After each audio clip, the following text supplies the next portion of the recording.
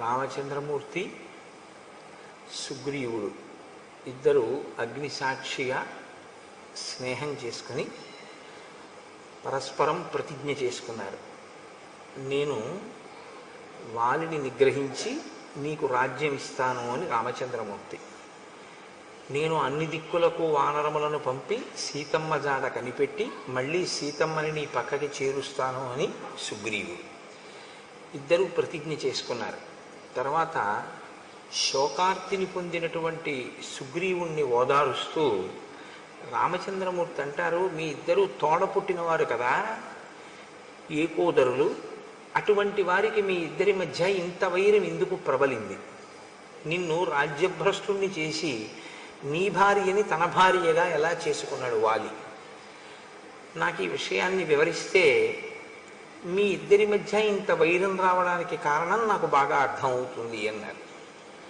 ఇక్కడ మీరు ఒక విషయాన్ని గమనించవలసి ఉంటుంది. పూర్వాపర విచారణ బాగా చేస్తారు రామచంద్రమూర్తి. సుగ్రీవుడి విషయంలో స్నేహం చేశారు అంటే కబంధుడు చెప్పాడు కాబట్టి స్నేహం చేశారు. ఋష్యమూక పర్వతం మీద ఎవరు ఉంటారో అక్కడ ఉండాలి అంటే పాపాచరణము లేని వారైతేనే ఉంటారు అని కబంధుడు చెప్పాడు. కాబట్టి సుగ్రీవుని యందు పాపము లేదు అని రామచంద్రమూర్తి యొక్క విశ్వాసం. కాబట్టి స్నేహం చేశారు. కేవలం సీతమ్మ జాడ కనిపెట్టడానికి ఒక మిత్రుడు కావాలి అనుకుంటే నిజానికి సుగ్రీవుడి కన్నా వాలి గొప్పవాడు. ఎందుకంటే వాలి ఒక్క కబురు చేస్తే రావణుడు చాలా భయపడతాడు. వాలి చేత నిగ్రహింపబడినవాడు రావణుడు. కాబట్టి ఆయన అలా కావాలి అనుకుంటే సహాయం వాలితోనే స్నేహం చేయొచ్చు. రాముడికి తన కార్యం నడవడం ప్రధానం కాదు, ధర్మం నిలబడి అనుషంగికంగా తన కార్యం నడవాలి తప్ప ధార్మికమైన మార్గము కాని రీతిలో తన కార్యాన్ని చక్కపెట్టుకోవడం అనేటటువంటిది రాముడికి సుతారము ఇష్టం ఉంటుంది. ఆయనకి ముందేది అంటే ధర్మం. సత్యధర్మములు రెండింటినీ రెండు పాదములుగా పెట్టుకుని నడుస్తాడు. కాబట్టి రాముని యొక్క నడక, రాముని యొక్క ఆయనము రామాయణమైంది. కనుక ఆయన సుగ్రీవుడితో స్నేహం చేసి అన్నదమ్ముల మధ్య వైరానికి కారణం అడుగుతున్నాడు. ఇది రామచంద్రమూర్తి అడగడం ఆయనకి కొద్దిగా ఆశ్చర్యంగానే ఉంటుంది. ఎందుకంటే రామలక్ష్మణ భరత శత్రుఘ్నులు నలుగురు కూడా అంత అన్యోన్యమైనటువంటి సోదర ప్రేమ కలిగిన వారు.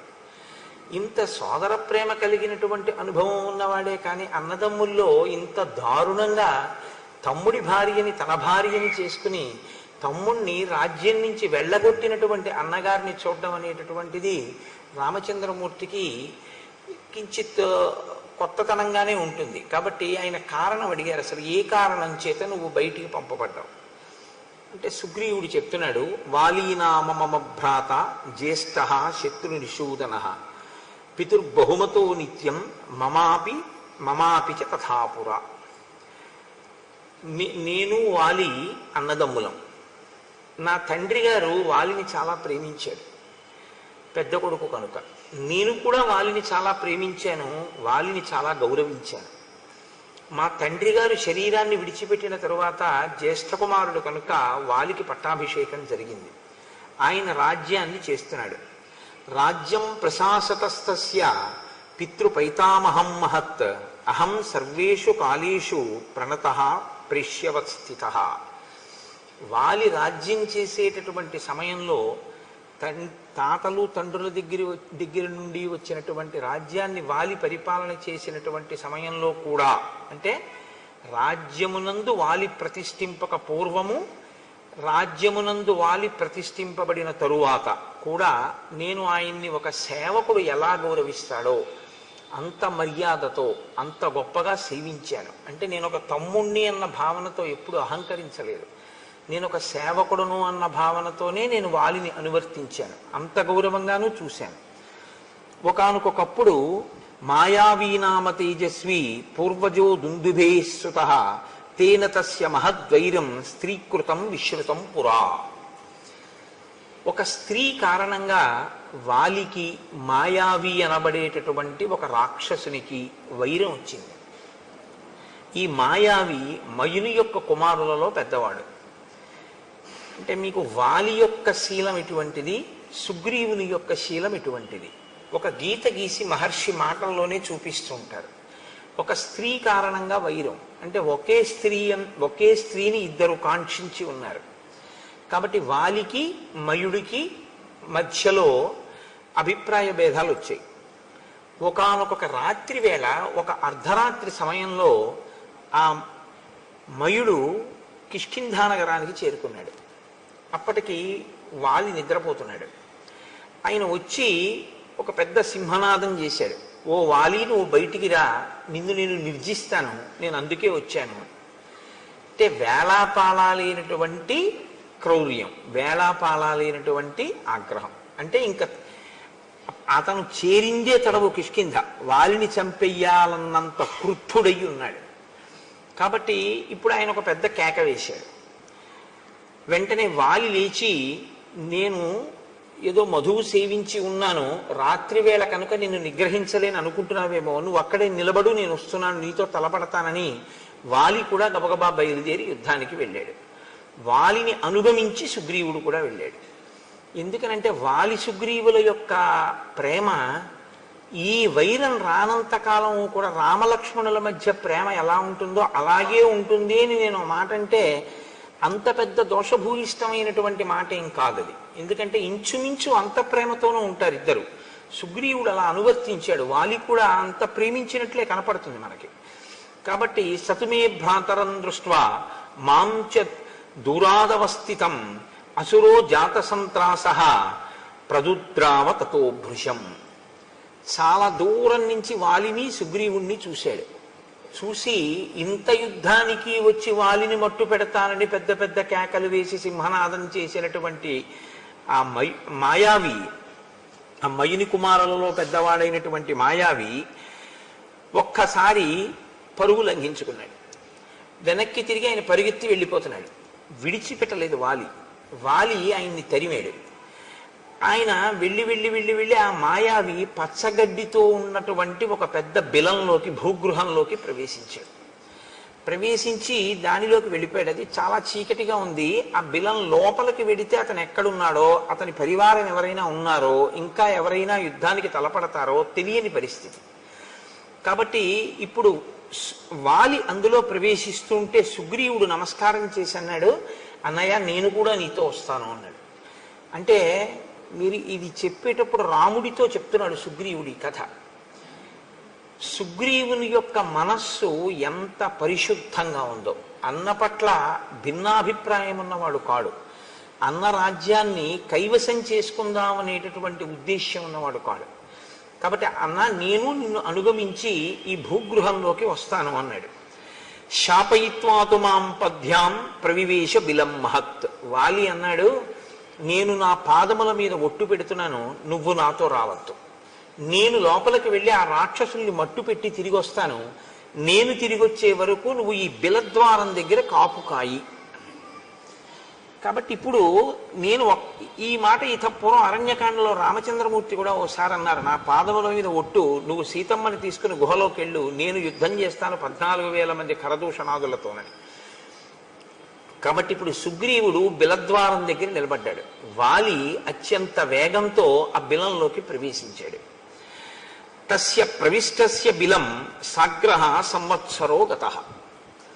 వాలి బిలంలోకి వెళ్ళిపోయాడు, సుగ్రీవుడు అక్కడ నిలబడ్డాడు. 1 సంవత్సరం అయిపోయింది. ఆయన తిరిగి రాలేదు. లోపల నుంచి ఏమీ చప్పుడు వినపడలేదు. 1 సంవత్సరం ఎదురు చూశాడు, తిరిగి వస్తాడేమోనని. రాలేదు. కానీ 1 సంవత్సరం అయిపోయిన తర్వాత సఫేనం రుధిరం రక్తం అహం దృష్ట్వా సుదుఃఖిత.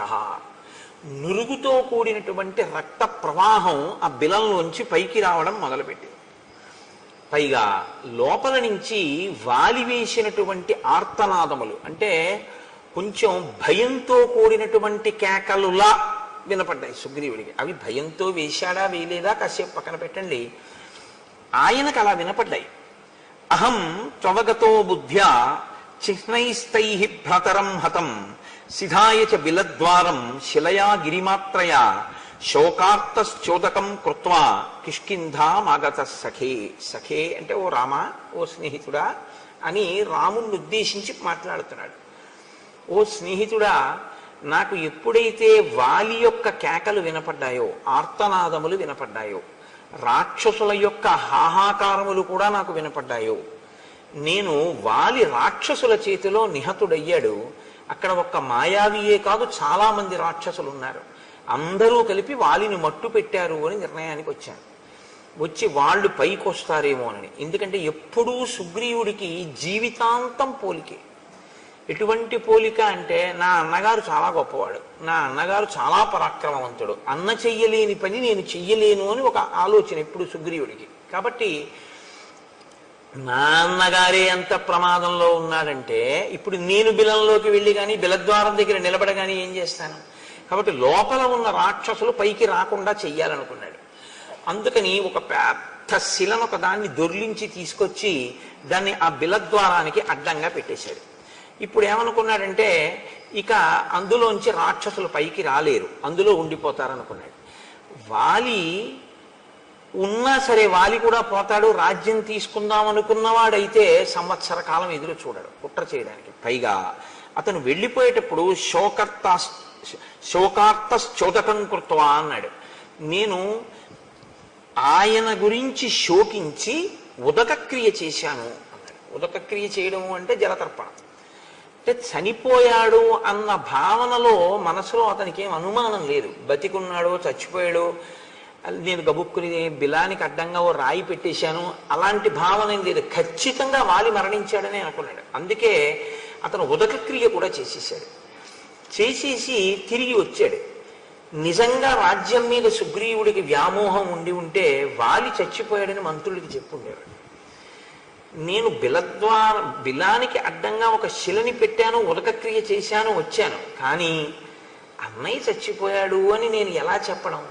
అన్నయ్య ఏలినటువంటి రాజ్యాన్ని నేను ఏలగలనా? బహుశా అది ఆయన శంక. వాలి సింహాసనం మీద కూర్చుంటే అమ్మ బాబాయ్ వాలి పరిపాలిస్తున్నాడని ఎవరు రాలేరు. వాలి ఎంత సమర్థున్నా నేను వాలి కూర్చున్న సింహాసనం మీద కూర్చోడానికి? యువరాజుగా వాలి పక్కన కూర్చోగలనేమో, కానీ వాలి లేకుండా నేనే స్వతంత్రంగా పరిపాలన చెయ్యగలిగినటువంటి వాడిని కాను. అందుకని ఆయన మంత్రులకు చెప్పలేదు. కానీ వాళ్ళు ఏం చేశారు? యత్నతో మంత్రిభిశ్రుతం. వాళ్ళు గుచ్చి గుచ్చి గుచ్చి గుచ్చి ప్రశ్నించారు అనేక రకాలుగా. నువ్వు ఎందుకు వచ్చేసావు? వాలేడి? ఎందుకు రాలేదు? ఎప్పుడు వస్తాడు అని. దుఃఖముతో కూడుకున్నటువంటి మనసుతో ఉన్నవాడు కాబట్టి ఒక రోజున పైకి చెప్పేశాడు, వాలి మరణించాడు అని చెప్పాడు. ఎందుకని అంటే తను అలాగే నమ్మాడు.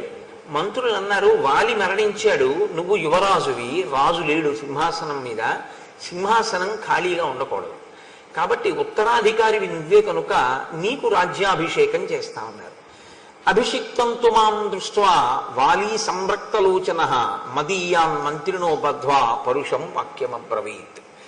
ఈయనకి పట్టాభిషేకం చేశారు, సుగ్రీవుడు రాజ్యం చేస్తున్నాడు. సుగ్రీవుడు రాజ్యం చెయ్యడం మొదలుపెట్టినటువంటి కొద్ది కాలానికే వాలి వచ్చాడు. వాలి తిరిగి వచ్చి చూసి సుగ్రీవుడు రాజుగా ఉండడం చూడగానే ఆయన కళ్ళు ఎర్రబడ్డాయి. కుట్ర చేసి రాజ్యం పుచ్చుకున్నాడు అన్న భావన ఏర్పడింది. ఆయన సుగ్రీవుడిని అడగలేదు. అసలు సుగ్రీవుడు మాట్లాడడానికి కానీ సుగ్రీవుడు చెప్పడానికి కానీ అవకాశం ఇవ్వలేదు. సుగ్రీవుడు చెప్పింది నమ్మలేదు కూడా.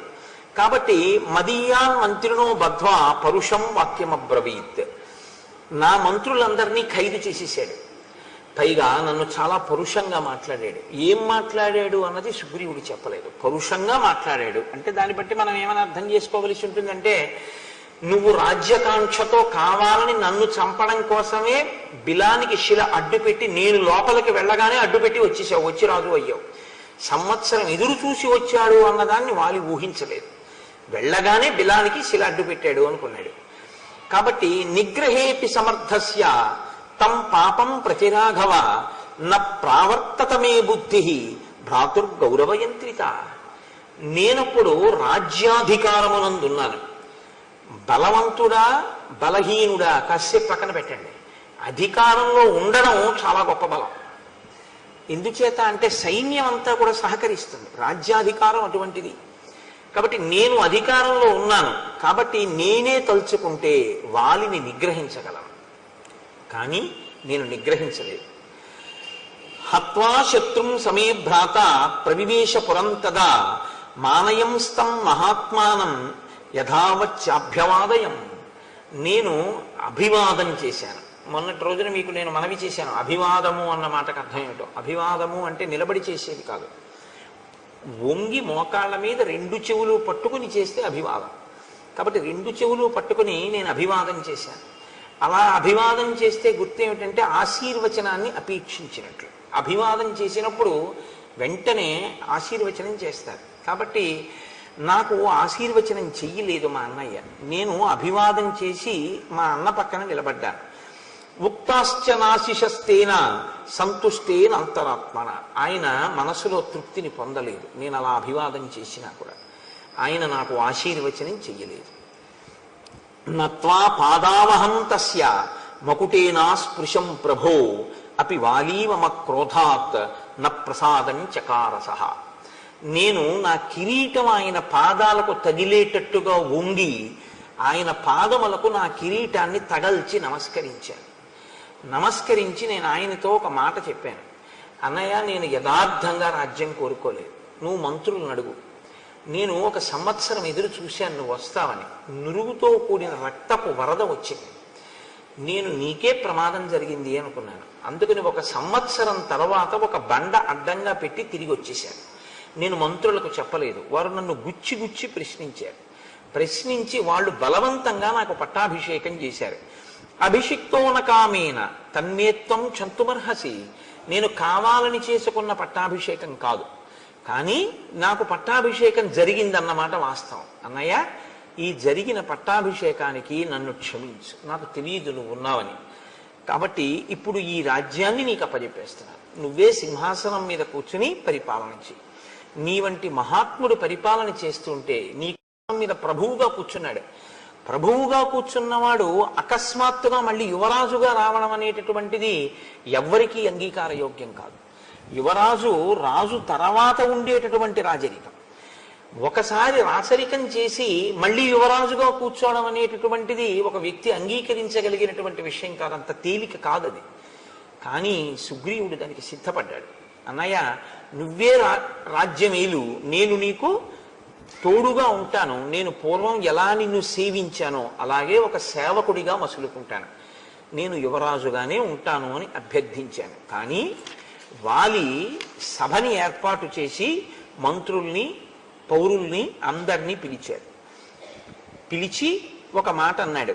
జరిగిన కథంతా చెప్పాడు. మాయావి వెంట మేము పరిగెత్తడం, తను బిలంలోకి వెళ్ళడం అన్నీ చెప్పి ఆ సభలో ఉన్న వారితో ఏం చెప్పాడంటే, ఈ దుర్మార్గుడు రాజ్యాన్ని కాంక్షించి నేను బిలంలోకి వెళ్ళగానే శిల అడ్డుపెట్టి వెళ్ళిపోయాడు.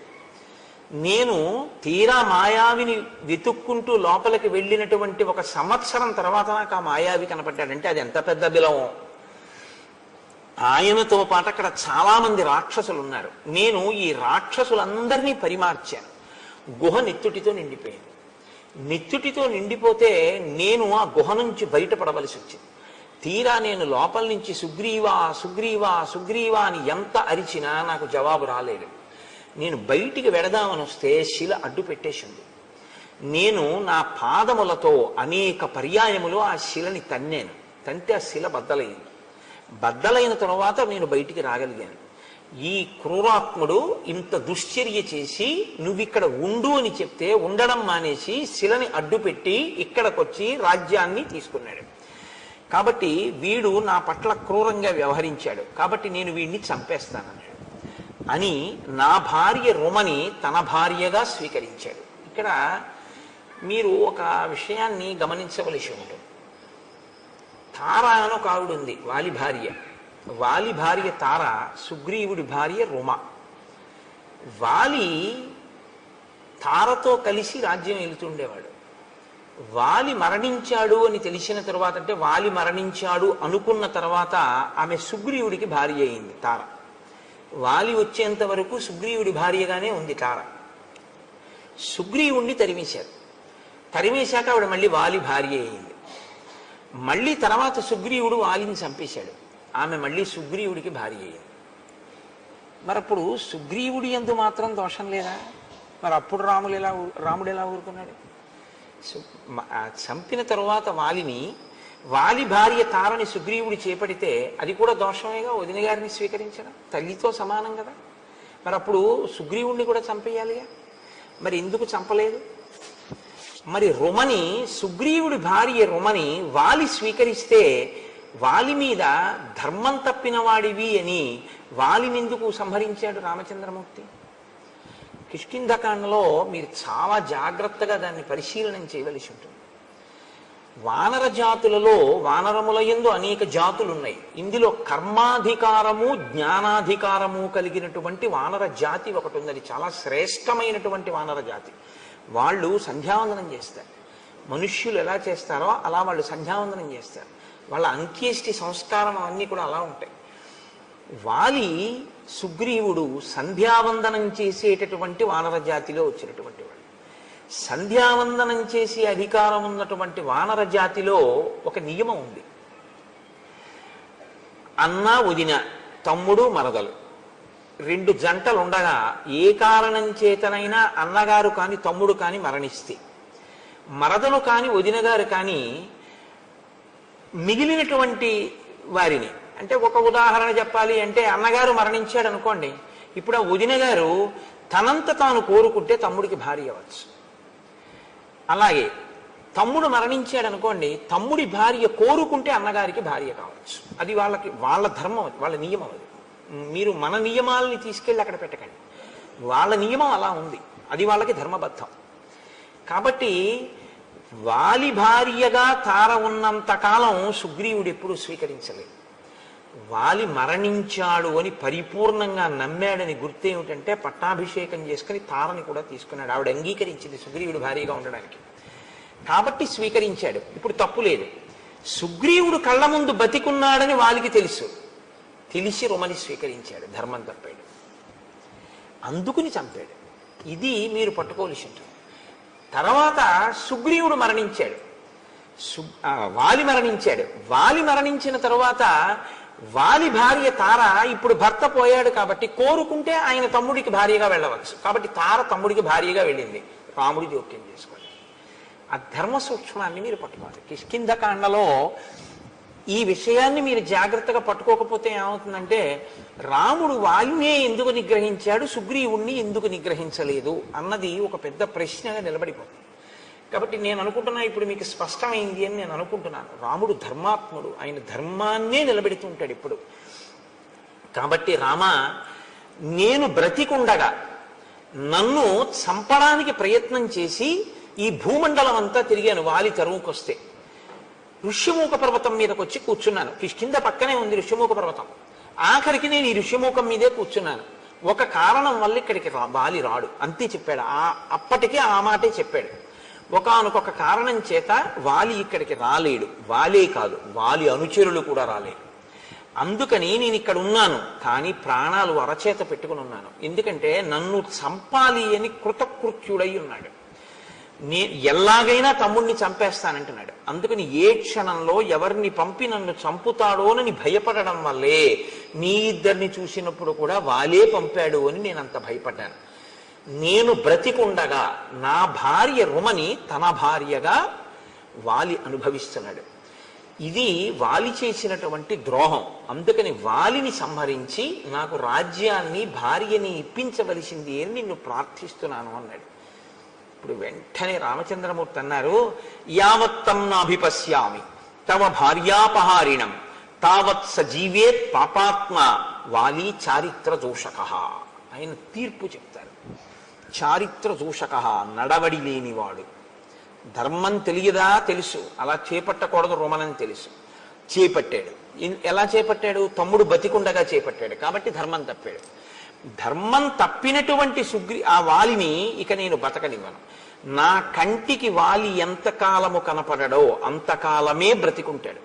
నా కంటికి వాలి కనపడిన ఉత్తర క్షణంలో వాలి మరణిస్తాడు. కాబట్టి నువ్వు ఇవ్వాలే, ఇప్పుడే బయలుదేరి కిష్కింధకి యుద్ధానికి పిలు. బయటికి వస్తాడు, నేను వాలిని చంపేస్తాను. సరే, బయలుదేరారు. ఆ వాలి, ఆ సుగ్రీవుడు రామచంద్రమూర్తితో మీ పరాక్రమం మీద నాకు ఎటువంటి అనుమానం లేదు, మీరు ఇంద్రుడితో తుల్యమైన వారు, మీరు వాలిని నిగ్రహించగలరు, వాలినేమి 3 లోకములనే నిగ్రహించగలరు, అంతటి పరాక్రమ సంపన్నులు. అటువంటి మీతో నాకు మైత్రి ఏర్పడడం చాలా గొప్ప విషయం, చాలా సంతోషించవలసిన విషయం. రాజ్యభ్రష్టుడైన ఒక వానరుణ్ణి నేను, అటువంటి వానరుడితో మీరు స్నేహం చేశారు. పైకంటూ ఉంటాడు ఈ మాటలు, కానీ సుగ్రీవుడి మనసులో ఉన్న భావనలన్నీ వేరు. ఈ సందర్భంలో ఎందుకో తెలుసా అండి, ఆయన ఎప్పుడైనా సరే లక్ష్మణుడిని అసలు కూర్చోమని చెప్పడం. ఆయన ఎప్పుడైనా కూర్చోమంటే రాముణ్ణే కూర్చోమంటాడు. రాముణ్ణి కూడా ఎలా కూర్చోమంటాడంటే, ఒక కొమ్మ విరిచి వేసి 2 పర్యాయాలు చేశాడు అలాగా. ఒక కొమ్మ విరిచి వేసి దాని మీద తను కూర్చుని రాముణ్ణి కూర్చోమంటాడు. ఒకసారి అయితే ఏమైందంటే, రామలక్ష్మణులు ఇద్దరు నిలబడ్డారు, తను కూర్చుని మాట్లాడాడు. ఆ తరువాత ఏం చేశాడంటే, చూసి రామ మీరు కూర్చోండి అని లేచి ఒక మద్ది చెట్టు కొమ్మ విరిచి ఆసనంగా వేసి కూర్చోండని తను కూర్చుని ఇలా కూర్చోమన్నాడు. అంటే మహాత్ముల సరసన కూర్చోవడం, మహాత్ములతో సమానంగా కూర్చోవడం వారిని అవమానించడమే. అంటే వారు కూర్చోమంటే కూర్చోవచ్చు, అందులో దోషం లేదు. అలా ఉండకూడదు. మనం ఆ గమనించగలిగినటువంటి స్థితిని చూడాలి. ఇది సుగ్రీవుడికి తెలియదా? రాముడు మహాత్ముడని తెలియదండి, తెలియకపోవడం వల్ల అలా ప్రవర్తించాడు అని మీరు అన్నారు అనుకోండి. లేకపోతే మహాత్ములతో అలా ప్రవర్తించకూడదని సుగ్రీవుడికి తెలియదండి అని మీరు అన్నారనుకోండి. మహాత్ములతో అలా ప్రవర్తించకూడదన్న విషయం సుగ్రీవుడికి తెలుసు అనడానికి మహర్షి ఒక సాక్ష్యాన్ని చూపిస్తారు. నేను మీకు ఎదర వచ్చినప్పుడు చూపిస్తాను. అంటే తెలిసి అలా ప్రవర్తించాడు. ప్రవర్తించి మీ అంతటి వారు నాతో స్నేహం చేస్తున్నారు, ఇంకింతకన్నా ఏం కావాలంటాడు. కానీ మనసులో అనుమానపడుతుంటాడు. ఏమనుమానపడ్డాడంటే, ఆగండి వెడదాం, పిలుస్తాను వాలిని, యుద్ధం చేస్తాను, ఇది చంపుదురు కానీ నేను ఒక్క మాట చెప్తాను, కొంచెం వినండి అన్నాడు. దేని గురించి భయం సుగ్రీవుడికి అంటే ఇప్పుడు బయటపడుతున్నాడు. సముద్రాత్ పశ్చిమాత్ పూర్వం దక్షిణాదపి చోత్తరం క్రామత్య నుదితే సూర్యే వాలి వ్యపగత క్లమః. వాలి ప్రతిరోజు సూర్యోదయానికి పూర్వం బ్రాహ్మీ ముహూర్తంలో నిద్రలేస్తాడు. చాలా మంచి అలవాటు. రావణుడు కూడా లేస్తాడు. కానీ ఇద్దరికీ ఉన్న లక్షణం ఏమిటో తెలుసా అండి? ఆయనకి కామం, ఈయనకి అహంకారం. నాకు బలం ఉంది అని. సంధ్యావందనం చెయ్యాలి అనుకున్నటువంటి వాడు ఓ చోట కూర్చుని చేసుకుంటే చాలు. అంతేకాని బలం ఉంది కదా అని సంధ్యావందనం చేసేటటువంటి వాడు ఏదో చెరువు దగ్గరికి వెడితే 4 గట్ల మీద సంధ్యావందనం చేయాలి, 4 చోట్లకి వెళ్ళి తర్పణ అంటే అర్ఘ్యం ఇవ్వాలని ఏం లేదు. కానీ ఒంటి బలం అటువంటిది. కాబట్టి ఆయన ఏం చేస్తాడంటే 4 సముద్రముల దగ్గరికి వెడతాడు అర్ఘ్యం ఇచ్చేటప్పుడు. అంటే దిగ్దేవతా నమస్కారానికి తిరిగినట్టుగా 4 సముద్రములకు వెడతాడు. తూర్పు సముద్రం, పశ్చిమ సముద్రం, ఉత్తర సముద్రం, దక్షిణ సముద్రం ఒక్కొక్క గంతులోనే వెళ్ళిపోతాడు. దక్షిణ సముద్రం దగ్గర కూర్చున్నవాడు ఒక్క గంతు వేస్తే ఉత్తర సముద్రం దగ్గర ఉంటాడు. ఉత్తర సముద్రం దగ్గర నుంచి ఒక్కసారి లంఘిస్తే మళ్ళీ తూర్పు సముద్రానికి వస్తాడు. తూర్పు సముద్రం నుంచి బయలుదేరితే ఒక్క గంతులో పశ్చిమ సముద్రాన్ని చేరుకుంటాడు. మా అన్నయ్య అంత వేగంగా సంధ్యావందనానికి వెడతాడు. సంధ్యావందనానికి వెళ్ళేటప్పుడు పెద్ద అలా వెళ్ళాలనేటటువంటి ఒక వ్యగ్రత ఏమీ ఉండదు. సంధ్యావందనం అనేటటువంటిది చాలా ప్రశాంతంగా చేసేటటువంటి స్థితి. మీరు విన్నారో లేదో, రాముడు అరణ్యవాసానికి రాగానే గంగా తీరంలో గుహుడి దగ్గరికి వెళ్ళాడు. నిర్మలమైన మనస్సుతో గాయత్రి చేస్తాడు. గాయత్రి ఎప్పుడు చేస్తున్నా సంధ్యావందనంలో మనసుని నిర్మలం చేసుకోవాలి. అందుకే అన్ని మాటలు ఆచమనం చేస్తారు. స్థూల సూక్ష్మ కారణ శరీరముల యందు ఉండేటటువంటి తాపములను నిగ్రహించి మనసుని నిలబెట్టి సంధ్యావందనం చెయ్యాలి, గాయత్రి చెయ్యాలి. అది బుద్ధిని ప్రచోదనం చేస్తుంది. కాబట్టి రాముడు చేస్తే ప్రశాంత చిత్తుడై చేస్తాడు. వాలి చేస్తే తన బలాన్ని బయట పెట్టుకునేటట్టు చేస్తాడు. సంధ్యావందనంలా చెయ్యాలి తప్ప సంధ్యావందనం వేలంబరానికి వెటకారాలకి సంధ్యావందనాలు చేయకూడదు. అది చాలా ప్రమాదం కూడా. అలాంటి పిచ్చి పనులు ఎప్పుడూ చేయకూడదు. దాన్ని చేసేటప్పుడు తదేక దృష్టితో జాగ్రత్తగా ఆ మర్యాదతో ఆ గౌరవంతో చేయవలసి ఉంటుంది. కాబట్టి 4 సముద్రముల దగ్గరికి వెడతాడు మా అన్నయ్య. ఒక్కొక్క గంతులో వెళ్ళిపోతాడు. అయిపోయిన తర్వాత ఏం చేస్తాడో తెలుసా? సంధ్యావందనం అయ్యాక అంటే సూర్యోదయం అయిపోయే లోపల ప్రాయశ్చిత్తం లేకుండా కదా అర్ఘ్యం ఇచ్చేయాలి. కాబట్టి త్వరతో ముందు సంధ్యావందనం చేస్తాడు. చేసిన వెంటనే ఏం చేస్తాడంటే అగ్రాణ్యారుహ్య శైలానాం శిఖరాణి మహాంత్యపి ఊర్ధ్వముత్పాత్య తరసా ప్రతిగృహ్ణాతి వీర్యవాన్. ఆయన పర్వతముల యొక్క శిఖరముల దగ్గరికి వెళ్ళి నించుంటాడు. నించుని ఆ పర్వత శిఖరములను ఊపి చేత్తో బంతులు పట్టుకున్నట్టు పట్టుకుంటాడు. పట్టుకుని ఈ శిఖరములను గాలిలోకి ఎగరేస్తాడు. ఎగరేసి పట్టుకుంటూ ఉంటాడు కింద పడకుండా. పర్వత శిఖరములను పిరికి ఆడుకోవడం మా వాడికి పొద్దున్నే చేసుకునే వ్యాయామం లాంటిది. బంతి ఆట కింద లెక్క అది. శిఖరములతో ఆడుకుంటాడు అలాగా. అంటే ఎంతటి బలవంతుడో, ఎంతటి వేగమున్నవాడో గమనించు. బలం ఉండడం ఒకెత్తండి, బలానికి పక్కన వేగం ఉండడం మరింత ద్విగుణీకృత బలం. అది బలం ఉన్న చోట వేగం ఉండాలని లేదు, వేగం ఉన్న చోట బలం ఉండాలని లేదు. బలము వేగము కూడా ఉన్నాయనుకోండి, చాలా కష్టం ఇంకా పట్టుకోవడం. అంత వేగంగా వచ్చి నిలబడిపోతాడు. అంత వేగమున్నవాడు, అంత బలమున్నవాడు మా అన్నయ్య. బహవః సారవంతశ్చ వనేషు వివిధాద్రుమాః వాలినా తరసా భగ్న బలం ప్రథయతాత్మనః. మా అన్నయ్య పచ్చగా ఉన్నటువంటి ఆకులతో ఉన్న సాలవృక్షముల దగ్గరికి వెడతాడు. వెళ్ళి ఆకాశం అంతెత్తి పెరిగిపోయి కొమ్మలతో రెమ్మలతో పచ్చి ఆకులతో ఉన్న సాలవృక్షం దగ్గరికి వెళ్ళి దాన్ని మొదలు పట్టుకుని ఒకసారి ఊపుతాడు. ఊపి పైకి చూస్తాడు. చూస్తే అపర్ణః, ఇహ ఆకులు ఉండవు ఆ చెట్టుకి, అన్ని ఆకులు కింద పడిపోతాయి. పచ్చాకు పడ్డం చాలా కష్టం, పచ్చాకు ఊడదు. కానీ మా అన్నయ్య సాలవృక్షాన్ని కదిపితే ఆకులన్నీ ఊడి కింద పడిపోతాయి. అంతటి మహాబలవంతుడు. అంటే ఏమిటి? నిన్ను నమ్మి నేను వెళ్ళచ్చా? నేను వెళ్ళి యుద్ధానికి పిలిచిన తరువాత నువ్వు తట్టుకోలేకపోతే, ఏదో వాలి చంపేస్తానంటున్నావు, మంచిదే పాపం, ఏదో మిత్రత్వంతో. కానీ తీరా అక్కడికి నువ్వు వచ్చి కాళ్ళు చాపావనుకో, నా పరిస్థితి ఏమిటి? వదిలిపెట్టండి నన్ను ఇంకా. కాబట్టి మా అన్నయ్య బలం ఏమిటో ముందు తెలుసుకో. అంటే రాముని మీద కించిత్ అనుమానం ఉంది. రాముని యొక్క బలం మీద పరిపూర్ణమైనటువంటి విశ్వాసం ఉన్నవాడు కాదు. ఈ మాట చెప్పిన తరువాత ఇంకొకటి చెప్తున్నాడు. మహిషోదుందుభిర్నామ కైలాస శిఖర ప్రభ బలం నాగసహస్రస్య ధరయామాస వీర్యవాన్. దుందుభి అని ఆ మాయావి యొక్క తమ్ముడు, వాడికన్నా గొప్పవాడు వీడు. వీడికి 1000 ఏనుగుల యొక్క బలం ఉన్నటువంటి వాడు. 1000 ఏనుగుల బలం ఉంటే వచ్చిన ఇబ్బంది ఏముందండి? దానికి పెద్ద గొడవే ఉంది. ఆయన బలం అయింది, ఆయన తిండి అయింది. కానీ వచ్చిన బాధ ఏమిటంటే బలం ఉంది కాబట్టి రోజు ఎవరో ఒకళ్ళతో యుద్ధానికి వెళ్తాడు. యుద్ధానికి వెళ్ళడానికి ఆయనకి ఈయనకి ఏమీ అభిప్రాయ భేదాలు ఉండక్కర్లేదు. బలవంతులు ఎవరని అడుగుతాడు. బలానా ఆయన బలవంతుడండి అన్నారనుకోండి, నేను పొద్దున్నే వెళ్ళి వాళ్ళ ఇంటి ముందుకు వెళ్ళి జబ్బలు ధరుస్తాడు. వస్తావా రావా యుద్ధం చేస్తానంటాడు. అంటే ఓడించేయాలంతే. నేను బలవంతుడననేటటువంటి ఒక ఖండకావరం అనమాట. కాబట్టి ఈ దుందుబి 1000 ఏనుగుల బలం ఉన్నవాడు కాబట్టి ఒకసారి సముద్రుడి దగ్గరికి వెళ్ళాడు. సముద్రుడు అనంతమై గంభీరంగా ఉంటాడు కాబట్టి ఆయన దగ్గరికి వెళ్ళి జబ్బలు చరిచి అన్నాడు, నువ్వు ఇంత పెద్ద సముద్రుడు ఉన్నావు, ఇంత బలవంతుడు అంటారు, ఇవాల్టితో నీ పొగరనిచేస్తాను, రా యుద్ధానికి అన్నాడు. ఆయన ఏం చేశాడు అంటే ఆయన ఏం చెయ్యక్కర్లేదు. బలం ఉంది కాబట్టి గొడవ పెట్టుకుంటూ ఉంటాడు. అదే రాక్షస ప్రవృత్తి అంటే, అంతకన్నా ఇంకేముండదు. కాబట్టి ఎప్పుడైనా అటువంటి వాడు మీకు కనపడితే మీరేం చేయాలంటే సముద్రుల్లా హిమవంతుల్లా మాట్లాడాలి అని గుర్తుపెట్టుకోండి. తప్ప మీరు యుద్ధానికి వెళ్ళిపోకూడదు, వాళ్ళే మీరు కూడా రెచ్చిపోకూడదు. కాబట్టి సముద్రుడు ఎంత గంభీరంగా మాట్లాడాడంటే ఆయనే గాంభీర్యం సముద్రం అంటే. తత సముద్రో ధర్మాత్మ సముద్ధాయ మహాబల అబ్రవీద్వచనం రాజనం అసురం కలచోదితం. కాలము చేత గ్రసింపబడడానికి సిద్ధపడుతున్నటువంటి ఆ దుందుబికి ఈ కండకావరం పెరిగింది. కాబట్టి సముద్రుడి దగ్గరికి వెడితే సముద్రుడు లేచన్నాడు, నీతో నేనేమి యుద్ధం చేస్తానయ్యా?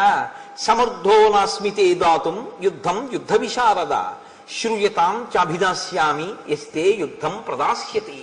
శైలరాజో మహారణ్యే తపస్వి శరణం పరం శంకర శ్వశురో నామ్నా హిమవానితి విశ్రుత గుహప్రస్రవణోపేతో బహుకందర నిర్ఝర స సమర్థస్తవ ప్రీతిం అతులాం కర్తుమాహవే.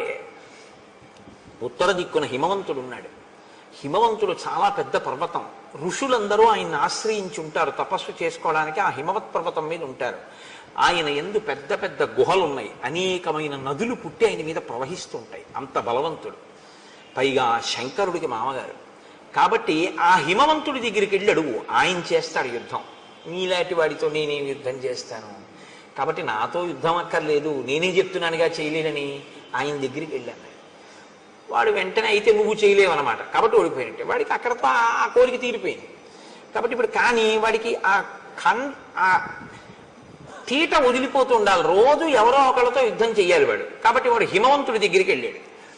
పిలిచి, నువ్వు నాతో యుద్ధం చెయ్యాలి, సముద్రుడు నీ గురించి ఇంత గొప్పగా చెప్పాడు, నేను నీతో యుద్ధానికి వచ్చానన్నాడు. అంటే ఆయన అన్నాడు, దేనికి యుద్ధం, మన ఇద్దరి మధ్య వైరం ఏం లేదు, నిష్కారణంగా నాతో యుద్ధం ఎందుకు అంటే, లేదు నాకు బలం ఉంది, నువ్వు బలవంతుడవో నేను బలవంతుడినో తేలిపోవాలన్నాడు. నీ అంత బలవంతుడిని నేను కాదని నేనే చెప్తున్నాను. నేనేదో తాపసులకి ఆశ్రయం ఇస్తూ ఉంటాను, వాళ్ళు తపస్సు చేసుకుంటూ ఉంటారు నా దగ్గర, నేను అందుకు పనికి వచ్చేవాడినే కానీ ఇలా యుద్ధాలు అవినే చేయలేను అన్నాడు. నువ్వు యుద్ధం అన్నా చెయ్యి, నాతో యుద్ధం చేసేవాడిని అన్నా చూపించన్నాడు. అదో పెద్ద విచిత్రమైనటువంటి విషయం. ఒక్కొక్కడి స్థితి, రాక్షసత్వం అన్న మాట అంత ప్రబలంగా ఉంటుంది వాళ్ళలో ఉండేటటువంటి మనఃప్రవృత్తి. అంటే ఆయన అన్నాడు, వాలీనామ మహాప్రాజ్ఞ శక్రతుల్య పరాక్రమ అధ్యాస్తే వానర శ్రీమాన్ కిష్కింధాం అతుల ప్రభాం స సమర్థో మహాప్రాజ్ఞ తవ యుద్ధ విశారద ద్వంద్వయుద్ధం మహద్దాతుం నముచేరివ వాసవ. నముచికి ఇంద్రుడికి యుద్ధం జరిగితే ఎలా ఉంటుందో అలా ఉంటుంది నువ్వు వాలితో యుద్ధం చేస్తే. కిష్కింధారాజ్యాన్ని పరిపాలన చేస్తున్నాడు, మహాబలవంతుడు, నీకు తగినవాడు, ఆయనతో యుద్ధం చేయి, మీ ఇద్దరికి సరిపోతుంది, బాగుంటుంది, నాతో ఎందుకు, అక్కడికి వెళ్ళన్నాడు. అంటే మళ్ళీ ఒక్క గంతులో అక్కడి నుంచి ఇక్కడికి వచ్చాడు. కానీ పాపం అప్పటికే తిరిగాడు కదండి. మరి ఓసారి సముద్రుడి దగ్గరికి వెళ్ళాడు, ఓసారి హిమవంతుడి దగ్గరికి వెళ్ళాడు. దేనికి? ఓ పుణ్యమా పురుషార్థమా? గొడవ తెచ్చుకోవడానికి వెళ్ళాడు. గొడవ పెట్టుకోలేదు వాళ్ళు గొడవ పెట్టుకోలేదన్న కక్ష కడుపులో ఉండిపోయింది. వాళ్ళు గొడవ పెట్టుకోలేదు, ఇవాళ నాకు యుద్ధం చేయడానికి ఒక్కడ దొరకలేదు, సూర్యాస్తమయం అయిపోయింది. వాడికి ఎంత బాధో చూడండి. ఏదో ఇవాళ నేను అయ్యో ఒక్క గుడికి వెళ్ళలేదు, ఒక్క గోపురానికి వెళ్ళలేదు, రామాయణంలో ఒక్క శ్లోకం చదవలేదు, ఒక్కసారి రామనామం రాయలేదు, రామరామ అనలేదు, ఇవాళంతా ఏమిటో ఇలా గడిచిపోయింది అని భక్తుడు విసుక్కున్నట్లు వాడికి చాలా కోపం వచ్చింది. సూర్యాస్తమయం అయిపోయింది, ఒక్కడు గొడవకు వచ్చిన వాడు లేడు, ఒక్కడితో యుద్ధం దొరకలేదు, చీకటి పడిపోయింది. వీడు వస్తాడో రాడో, పడుకున్నాడో ఏమో. కాబట్టి ఇప్పుడు రెచ్చగొట్టడానికి కిష్కింధ వెళ్ళాడు. అప్పటికే బాగా చీకటి పడిపోయింది, ఊరుకోవచ్చు, కానీ రేపు పొద్దున్న మళ్ళీ ఎక్కడికైనా వెళ్ళిపోతానంటాడేమో అని కంగారు, యుద్ధానికి ముందే సిద్ధం చేసేసుకుంటే పోతుందని. అంటే ఎంత వెర్రిగా ఉంటారో చూడండి ఒక్కొక్కళ్ళ మనస్తత్వం. మీరు ఇవి చూసి రామాయణం చూసి అలా ఉంటారనుకోకండి. నేను పేర్లు చెప్తే బాగుండదు, పేపర్లలో చదవట్లా మీరు, ఎంతమందో ఇలాంటి వాళ్ళు. కాబట్టి అయిన దానికి కాని దానికి జబ్బలు చదవడం, రా నాతో అంటూ ఉండడం, ఎంత రాక్షసత్వంతో ఉంటారు. కిమర్థం నగరద్వారం ఇదం వృద్ధ్వా వినర్దసి దుందుబే విదితో మేసి రక్ష ప్రాణాన్ మహాబల. వాలి ఈ దుందుబి చేసినటువంటి హడావిడి విన్నాడు. ఆయన వచ్చినవాడు ఊరుకున్నాడా? ఒక మహిష రూపంలో వచ్చాడు. వచ్చి ఒక పెద్ద మహానాదం ఒకటి చేశాడు. ఆ కిష్కింధంతా చెట్లున్నాయి, ఆ చెట్లన్నీ విరగ్గొట్టేస్తున్నాడు. గిట్టలతో భూమినంతటినీ కూడా ఇలా దున్నేసి ఆ పైకి మట్టి రేపేసి భూమిని బద్దలు చేసేస్తున్నాడు. ఆ బలంతో ఆ నగర ద్వారాన్ని భేదించేస్తున్నాడు, బద్దలు కొడుతున్నాడు. బద్దలు కొడుతుంటే వాలి నిద్ర లేచన్నాడు, ఎందుకురా, ఎవడరా అల్లరి చేస్తున్నవాడు, ఏమిట్రా అంత కంగారు వాడికి, ఎందుకు అలా ఆ నగర ద్వారాన్ని బద్దలు కొడుతున్నాడు అంతే. ఆయన అడిగింది, నాకు నీతో యుద్ధం కావాలి, ఇప్పుడు చేస్తావా రేపు చేస్తావా అని అడిగితే అయిపోతుంది పోనీ. కానీ వీడన్నాడు, అంటే రాక్షసత్వం అంటే మాటలు ఎలా ఉంటాయో చూడండి, అకారణంగా. నత్తం స్త్రీ సన్నిధౌ వీర వచనం వక్తుమర్హసి మమ యుద్ధం ప్రయచ్ఛాత్య తతో జ్ఞాస్యామి తే బలం. ఆడాళ్ళ దగ్గర కూర్చొని అరవడం కాదు. అంటే మరి రాత్రి అయిపోయింది, అంతఃప్రవాసంలో రాణుల దగ్గర కదా ఉంటాడు. ఆడవాళ్ళ దగ్గరుండి ఏదో పెద్ద వీరుళ్ళ ఎవడరా అని అడగడం కాదు, రా యుద్ధానికి, నీ బలం ఏంటో తేల్చేస్తానన్నాడు. ఎవరు అసలు వాడు? ఏమీ చెప్పడం, కంగారు అనుకుని మళ్ళీ ఏమనుకున్నాడో వెంటనే అభయం ఇచ్చి, ఫోన్లే చీకటి పడిపోయాక వచ్చాను కదా అని, అధమాధారయిష్యామి క్రోధమధ్య నిశామి మాం గృహ్యతాం ఉదయ స్వైరం కామభోగీషు వానర. పోన్లే ఎలాగో అలా కష్టపడి రేపు పొద్దుటి వరకు నేను ఈ కోపాన్ని ఇలాగే అట్టి పెట్టుకుంటాను, రేపు పొద్దున్న యుద్ధానికి రా, ఇవాళకి రాత్రి నీ రాణులతో హాయిగా కామోపభోగాన్ని అనుభవించు. ఎందుకు ఆ కోపాన్ని నిలబెట్టుకోవడం? ఎవడైనా కోపం వదిలేస్తానని చూడాలి. ఆయన అంటాడు చాలా కష్టం మీద రేపు పొద్దుటి వరకు కోపాన్ని నిలబెట్టుకుంటానంటాడు. అంటే దుష్టుడి యొక్క మనఃప్రవృత్తి ఎలా ఉంటుందో చూడండి. ఉత్తమే క్షణకోపస్య మధ్యమే ఘటికాద్వయం మధమే స్యాదహోరాత్రం పాపిస్తే వర్ణాంతక. కష్టపడి కోపం నిలబెట్టుకోవడం ఎందుకండి? అది పోతుంటే హాయిగా వదిలిపెట్టేయాలి దాన్ని. అమ్మాయి మన ప్రయత్నం లేకుండా పోయిందిరా అనుకోవాలి. కానీ వాడికి అలా చిత్తశాంతి లేదు. దాన్ని కష్టపడి నిలబెట్టుకుంటున్నాడు, గిట్టలతో గీరేస్తున్నాడు, చెట్ల కొమ్మలు అంటే రాత్రల్లా అలా చేస్తూ ఉంటాడు. నువ్వేం చేయాలి? వాలి ఏం చెయ్యాలో చెప్తున్నాడు. ఇవాళ రాత్రికి నీ రాణులతో భోగించు. దీయతాం సంప్రదానంచ పరిష్వజ్యచ వానరాన్ సర్వశాఖా మృగేందస్త్వం సంసాదయ సుహృజ్జనాన్. నువ్వు దాన ధర్మాలు ఏమైనా చెయ్యాలనుకుంటున్నావేమో ఇవాళ రాత్రి చేసేసి, ఎవరికేమైనా ఇద్దామనుకుంటే ఇచ్చేసి. పరిష్వజ్యచ వానరాన్, ఎవరైనా నీకు ముఖ్యమైనటువంటి వానరుల్ని చూడాలంటే వాళ్ళని పిలిపించి కౌగిలించేసుకోసారి. ఎందుకంటే ఇవన్నీ అంటే ఖండకావరం నోటి తీట. సర్వశాఖా మృగేందస్వం సంసాదయ సుహృజ్జనాన్. ఒకసారి నీ సుహృత్తులు ఉంటారు, మంచి స్నేహితులు, మళ్ళీ చూడడం ఉండదు, రేపు పొద్దున చంపేస్తాను నేను, అందుకని వాళ్ళందరినీ పిలిచి ఓసారి చూసేసి. అంటే దేనికి చంపేస్తావు? ఏమి కారణం లేదు, తను బలవంతుడు అనిపించుకోవాలి కాబట్టి చంపేస్తాడంతే. సుదృష్టాం కురు కిష్కింధాం కురుష్వాత్మ సమంపురే క్రీడస్వచ సహ స్త్రీభి అహం తే దర్పనాశన. రేపు ఎలాగో నిన్ను చంపేస్తాను ఉదయం, కాబట్టి ఇవాళ ఏం చేస్తావో తెలుసా? ఒకసారి ఆ కిష్కింధా సామ్రాజ్యాన్నంతటినీ ఓసారి చూసేసుకో. రాజు కాబట్టి నీకు ఆ మక్కువ ఉంటుంది, ఓసారి ఆ రాజ్యం వంక చూడు. నీకు ఇష్టం కాబట్టి ఆ రాజధాని వంక కూడా ఓసారి చూసేయి. ఇవాళ రాత్రి నీకు ఇష్టమైనటువంటి స్త్రీలు ఎవరున్నారో వాళ్ళతో భోగించి రేపు పొద్దున నిన్ను చంపేస్తాను. యోహిమత్తం ప్రమత్తం వా సుప్తం వా రహితం భృశం హన్యాత్ స భ్రూణలోకే తద్విధం మదమోహితం. అసలు ఇప్పుడే చంపేద్దరు.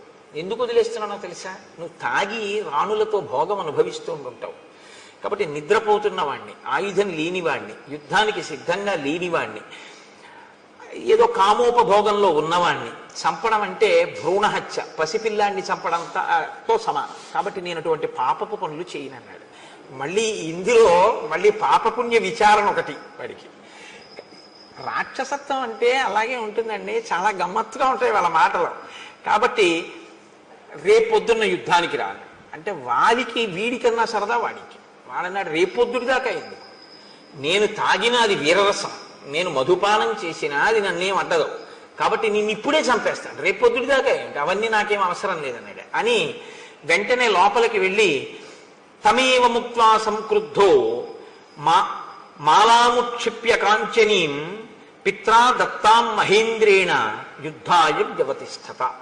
తన తండ్రి అయినటువంటి మహేంద్రుడిచ్చిన బంగారు మాల ఒకటి ఉంది, ఆ మాల తీసి మెడలో వేసుకున్నాడు. ఆ మాలకి ఒక శక్తి ఉంది, అది తనలోని తేజస్సుని తనలోని బలాన్ని క్షీణించిపోకుండా మాల స్వీకరించి కాపాడుతుంది. ఎదుటివారి బలాన్ని లాగేస్తుంది అని చెప్పకూడదు మీరు ఎప్పుడు. అది ఆయనలో తేజస్సుని ఆయనలో బలాన్ని క్షీణించిపోకుండా తనలోకి తీసుకుని కాపాడి మళ్ళీ ఇస్తూ ఉంటుంది. మహేంద్రుడిచ్చిన మాలకి ఆ శక్తి ఉంది. అందుకే అది మెడలో ఉన్నంతసేపు వాలి మరణించాలి. వాలి మరణించాలి అంటే అది మెడలోంచి తీసేయాలి, అది మెడలోంచి తీస్తేనే మరణిస్తాడు. కాబట్టి ఇప్పుడు ఆ హారాన్ని మెడలో వేసుకున్నాడు. వేసుకుని వెళ్ళి ఆ రెండు కొమ్ములు పట్టుకుని ఎవడరా దుందుబి నువ్వే అని అన్నాడు. అవును నేనే అన్నాడు. రేపు పొద్దుడు దాకా ఎందుకు ఇప్పుడు రా అని రెండు కొమ్ములు పట్టుకుని విరిచేశాడు. ఇంత అల్లరి చేసిన వాడు ఏమీ లేదు. 4 పిడిగుద్దులు గుద్దాడు, ముక్కులోంచి చెవుల్లోంచి నోట్లోంచి నెత్తురు కక్కుని ఢామ్మని చచ్చిపోయాడు. ఎందుకు ఇంత అల్లరి అంటే ఎందుకు ఎక్కడో హాయిగా పడుకోక ఈశ్వరుడు ఇచ్చిన బలంతో ఎందుకు వచ్చిన గొడవ, ఎందుకు వెళ్ళినట్టు, ఎందుకు యుద్ధం చేసినట్టు, ఎందుకు చచ్చిపోయినట్టు అంటే ఒక్కటే చెప్పవలసి ఉంటుంది, ఖండకావరము. కాబట్టి తం తోలయిత్వా బాహుభ్యాం గతసత్వం అచేతనం చిక్షేప బలవాన్ వాలి వేగే నైకేన యోజనం. అదిగో అప్పుడు మా అన్న వాలి ఏం చేశాడో తెలుసా? ఆ చనిపోయినటువంటి దుందుభిని కోపంతో వాడు కొనప్రాణంతో ఉండగా రెండు చేతులతో పైకెత్తి గిర్ర గిర్ర గిర్ర గిర్ర తిప్పి విసిరిశాడు. పర్వతం అంత శరీరం ఉన్నవాడు దుందుబి. ఆ శరీరాన్ని విసిరితే అది యోజనం దూరం వెళ్ళి పడింది రామ. ఇదిగో ఆ పడిపోయిన శరీరమే ఇప్పుడు అస్థిపంజరం అయిపోయింది, ఎండిపోయి అది ఇలా అయిపోయింది. ఆ విసిరినప్పుడు నవరంధ్రములలోంచి నెత్తురు కారుతోందేమో దుందుబి శరీరంలోంచి. తస్య వేగ ప్రవిద్ధస్య వక్త్రాక్షతజ బిందవ ప్రపేతుర్మారుతో క్షిప్త మతంగస్యాశ్రమం ప్రతి. ఆ గాలిలో వచ్చేస్తున్నటువంటి ఆ దుందుబి యొక్క శరీరంలోంచి కారుతున్న నెత్తురు మతంగ మహర్షి యొక్క ఆశ్రమంలో పడింది, ఆశ్రమ ప్రాంగణంలో పడింది. ఆయన బయటికి వచ్చారు. ఏమిట్రా పెద్ద చప్పుడైంది ఏదో పడిపోయినట్టు అని బయటికి వచ్చారు. బయటికి వస్తే నెత్తురు పడిపోయింది అదంతా. ఆయన వెంటనే ఒకసారి అంతర్ముఖులై చూశారు, ఎందుకు పడింది ఇంత రక్తం అని. దుందుబి శరీరాన్ని వాలి విసిరాడు అని గ్రహించారు. ఆయన అన్నారు, వనమ్మత్ సంశ్రయం ఏన దూషితం రుధరస్రవై సంభగ్నా పాదపాశ్చేమే క్షిపతే హాసురీం తను. నేను ప్రాణప్రదంగా పెంచుకుంటున్నటువంటి చెట్లతో కూడినటువంటి ఈ ఆశ్రమం నేను నివసించేటటువంటి ప్రదేశం. దీన్ని కలుషితం చేశాడు వాలి. ఆ నెత్తుటి ధారలు ఇక్కడ పడేటట్టుగా విసిరాడు దుందుబి కళేవరాన్ని. కాబట్టి ఎవడైతే ఈ శరీరాన్ని ఇలా విసిరాడో వాడు ఈ ఆశ్రమంలోకి అడుగు పెడితే వెంటనే మరణిస్తాడు అని ఊరుకోలేదు ఆయన. సమంతాద్యోజనం పూర్ణం ఆశ్రమం మమకం యది ఆగమిష్యతి దుర్బుద్ధి వ్యక్తం సన భవిష్యతి. నేను ఎంతో కష్టపడి ఈ వనాన్నంతటినీ పెంచి పెద్ద చేసి కందమూలములు తింటూ ఉంటాను. నా బిడ్డల్లాంటివి చెట్లన్నీ. ఇటువంటి చెట్లన్నీ పాడైపోయేటట్టుగా విసిరాడు ఆ దుందుబి శరీరాన్ని. మరి పర్వతం అంత శరీరం పడిపోతే చెట్లు పాడవండి. కాబట్టి ఈ ఆశ్రమంలోకే కాదు, ఆశ్రమానికి ఒక యోజనం దూరంలో ఎప్పుడైనా వాలి లోపలికి వస్తే వెంటనే వాలి మరణిస్తాడు అని ఆయన అన్నాడు. వాలి ఈ కోపాన్ని పెట్టుకుని తన వాళ్ళని పంపించి పాడు చేస్తుంటాడేమో అని. దివసస్యాస్య మర్యాద యంద్రష్టాశోస్మి వానరం బహువర్ష సహస్రాణి సవై శైలో భవిష్యతి. వాలికి సంబంధించినటువంటి వాళ్ళు, వాలి సైన్యంలో ఉన్నవాళ్ళు కానీ వాలి పరివారంలో ఉన్నవాళ్ళు కానీ ఎవరైనా ఒక్కరోజు సమయం ఇస్తున్నారు. ఇప్పటికిప్పుడు వెళ్ళిపోమంటే వెళ్ళిపోరు. కాబట్టి 24 గంటలలో వాళ్ళు ఇక్కడ ఉన్నటువంటి ఈ ఋష్యమూక పర్వత శిఖరములన్నిటి నుంచి ఖాళీ చేసి వెళ్ళిపోవాలి. అలా కాని వెళ్ళకపోతే వాళ్ళు ఈ ఋష్యమూక పర్వతాల మీద ఉంటే నేను తిరుగుతున్నప్పుడు వాళ్ళు నా కంట పడగానే వాళ్ళు కొన్ని సంవత్సరముల పాటు శిలలైపోతారు అన్నాడు. అనేటప్పటికీ వాలికి సంబంధించినటువంటి వానరుల పర్వతం అంతా ఖాళీ చేసి కిష్కిందకి వెళ్ళిపోయారు. అంతమంది వానరులు ఋషిమూక పర్వతం నుంచి వస్తే చూసి వాలి అన్నాడు, మీ అందరు ఎందుకు వచ్చారన్నాడు. మహర్షి శపించారన్నాడు. ఆయన పరుగెత్తుకుంటూ వెళ్ళి మతంగ మహర్షి యొక్క కాళ్ళ మీద పడ్డాడు. పడితే మతంగ మహర్షి క్షమించలేదు. అలా కుదరదు, నీకు ఈ శాపం ఉంటుంది అని చెప్పి ఆయన లోపలికి వెళ్ళిపోయాడు. కాబట్టి మా అన్నకి భయం. కాబట్టి మా అన్న ఎప్పుడూ ఈ దరిదాపులకు రాడు. అందుకని నేను ఈ ఋష్యమూక పర్వతం మీద మతంగ మహర్షి యొక్క ఆశ్రమం చుట్టూ ఉన్నటువంటి ప్రాంతంలో ఇక్కడ బ్రతుకుతున్నాను. కాబట్టి రామ, ప్రాణములు గుప్పెట్లో పెట్టుకుని ఉన్నాను. ఇది దుందుబి యొక్క కళేవరం అని ఇప్పుడు రాముణ్ణి ఇంకొంచెం దూరం తీసుకెళ్ళాడు. తీసుకెళ్ళి ఇమే చ విపులాహ సాలాహ సప్త శాఖావలంబిన ఎత్రైకం ఘటతే వాలి నిష్పత్రయితు మోజస. ఇవిగో ఇవే 7 సాల వృక్షాలు వరుసగా ఉన్నాయి చూసావా, ఇవి 7. ఇవే ఉదయం సంధ్యావందనం చేసుకున్న తర్వాత మా అన్నయ్య వచ్చి దీన్ని కదిపేవాడు. దీన్ని ఊపితేనే ఆకులన్నీ రాలిపోతాయి. రామ, మా అన్నయ్య ఇంత బలవంతుడు, ఇంత వేగం ఉన్నవాడు, నేను చెప్పవలసింది చెప్పాను, నీకు నమ్మకం ఉందా వాలిని చంపగలనని అని అడిగాడు. అంటే ఇంత చెప్పినా బలవంతుడు అనుకుంటున్నావా, నిజంగా అంత బలం ఉందా అంటే రాముడేమనలేదు, లక్ష్మణుడు నవ్వాడు. ఆయన అన్నాడు, తథా ప్రమాణం సుగ్రీవం ప్రహసన్ లక్ష్మణోబ్రవీత్ కస్మిన్ కర్మని నిర్వృత్తే శ్రద్ధద్యా వలినోవధం. ఏమి నీకు అనుమానమా, మా అన్నయ్య చంపగలడు వాలిని. వాలికి ఎంత వేగం ఉందో అంతకన్నా వేగం మా అన్నయ్య బాణానికి ఉంది. నీకు అనుమానమా? నేను చెప్తున్నాను మా అన్నయ్య చంపగలడని. అనుమానం ఉంటే ఏం చేస్తే నమ్ముతావు చెప్పు అన్నాడు. ఇప్పుడు ఏమనాలి నిజంగా నమ్మకం ఉంటే? లక్ష్మణుడు ఈ మాట అన్న తర్వాత సరే అయితే రామా నేను యుద్ధానికి ఎడతాననాలి. కానీ ఆయన అలా అనలేదు. సుగ్రీవుడు అన్నాడు, నువ్వు ఒక్క బాణంతో ఒక సాలవృక్షాన్ని కొడితే నేను నమ్ముతాను.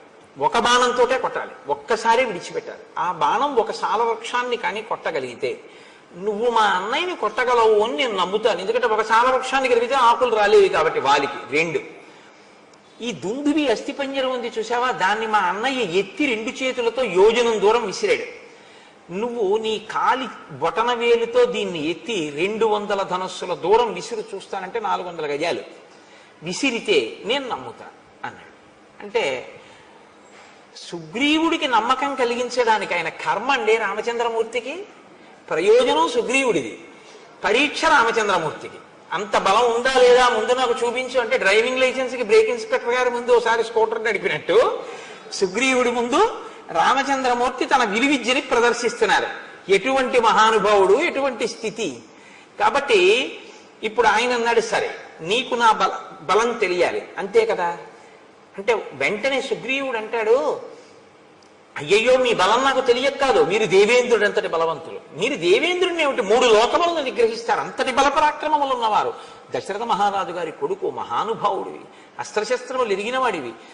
కానీ వచ్చిన ఇబ్బంది ఏమిటంటే మా అన్నయ్య బలం నాకు ప్రత్యక్షంగా తెలుసు, నీ బలం విన్నానంతే, నాకు ప్రత్యక్షంగా తెలియదు. కింతు తస్య బలజ్ఞోహం దుర్భ్రాతుర్బలశాలిన అప్రత్యక్షం తుమే వీర్యం సమరేతవ రాఘవ. మా అన్నయ్య యుద్ధాలు చేయడం నేను చూశాను, మా అన్నయ్య ఓడిపోవడం అన్నది నేను చూడలేదు. వాళ్ళెప్పుడు ఓడిపోలేదు జీవితంలో, కాబట్టి వాలి ఓడిపోవడం అన్నది నేను చూడలేదు. బలానా దానికి ఓడిపోతాడని చెప్పడం కుదరదు. అంత వేగం, అంత బలం నీకు ఉంది అని నేను విన్నాను, కానీ నేను ఎప్పుడు చూడలేదు. కాబట్టి ప్రత్యక్షంగా చూస్తే ధైర్యం వేరు. కాబట్టి ఓసారి ఇవి 2 చేసి చూపిస్తే నమ్ముతాడు. పైకి నమ్మినట్టే ఉంటాడు, కానీ ఓసారి ఈ కంటితో చూస్తే కానీ నమ్మనంటుంటాడు. సుగ్రీవుణ్ణి అనక్కర్లేదండి, మనందరం అంతే కదా. మీరు కాదు, మీరు పెద్దలు, నేను మిమ్మల్ని అంటలేదు. నా బోటిగాడు ఈశ్వరుడు ఉన్నాడు అంటుంటాను, కానీ ఏమో ఎందుకైనా మంచిది మన గొడవ మనం చూసుకుంటుంటే అంటుంటాం. నమ్మినట్టు ఉంటాం, కానీ అవును ప్రహ్లాదుని రక్షించాడు, అవును రామచంద్రమూర్తి అదేంటి వానరులందరినీ రక్షించారు అంటాం, రామాయణం అంతా చెప్తాం, కానీ మన అపనమ్మకం మందే. సుగ్రీవుడు అంతే. కాబట్టి ఇప్పుడు ఆయన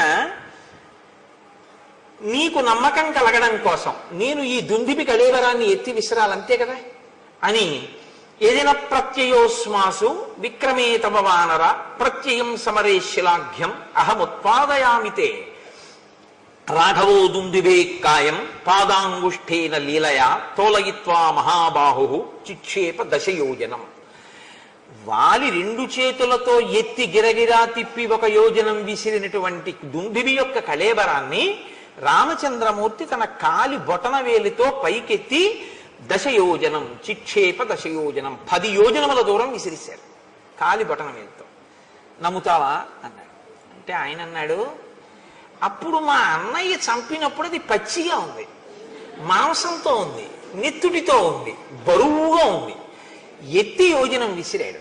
ఇప్పుడు చాలా కాలం అయిపోయింది, ఎండిపోయింది, అస్థిపంజరం అయిపోయింది. దాన్ని నువ్వు బొటన వేలుతో విసిరావు 10 యోజనాలు.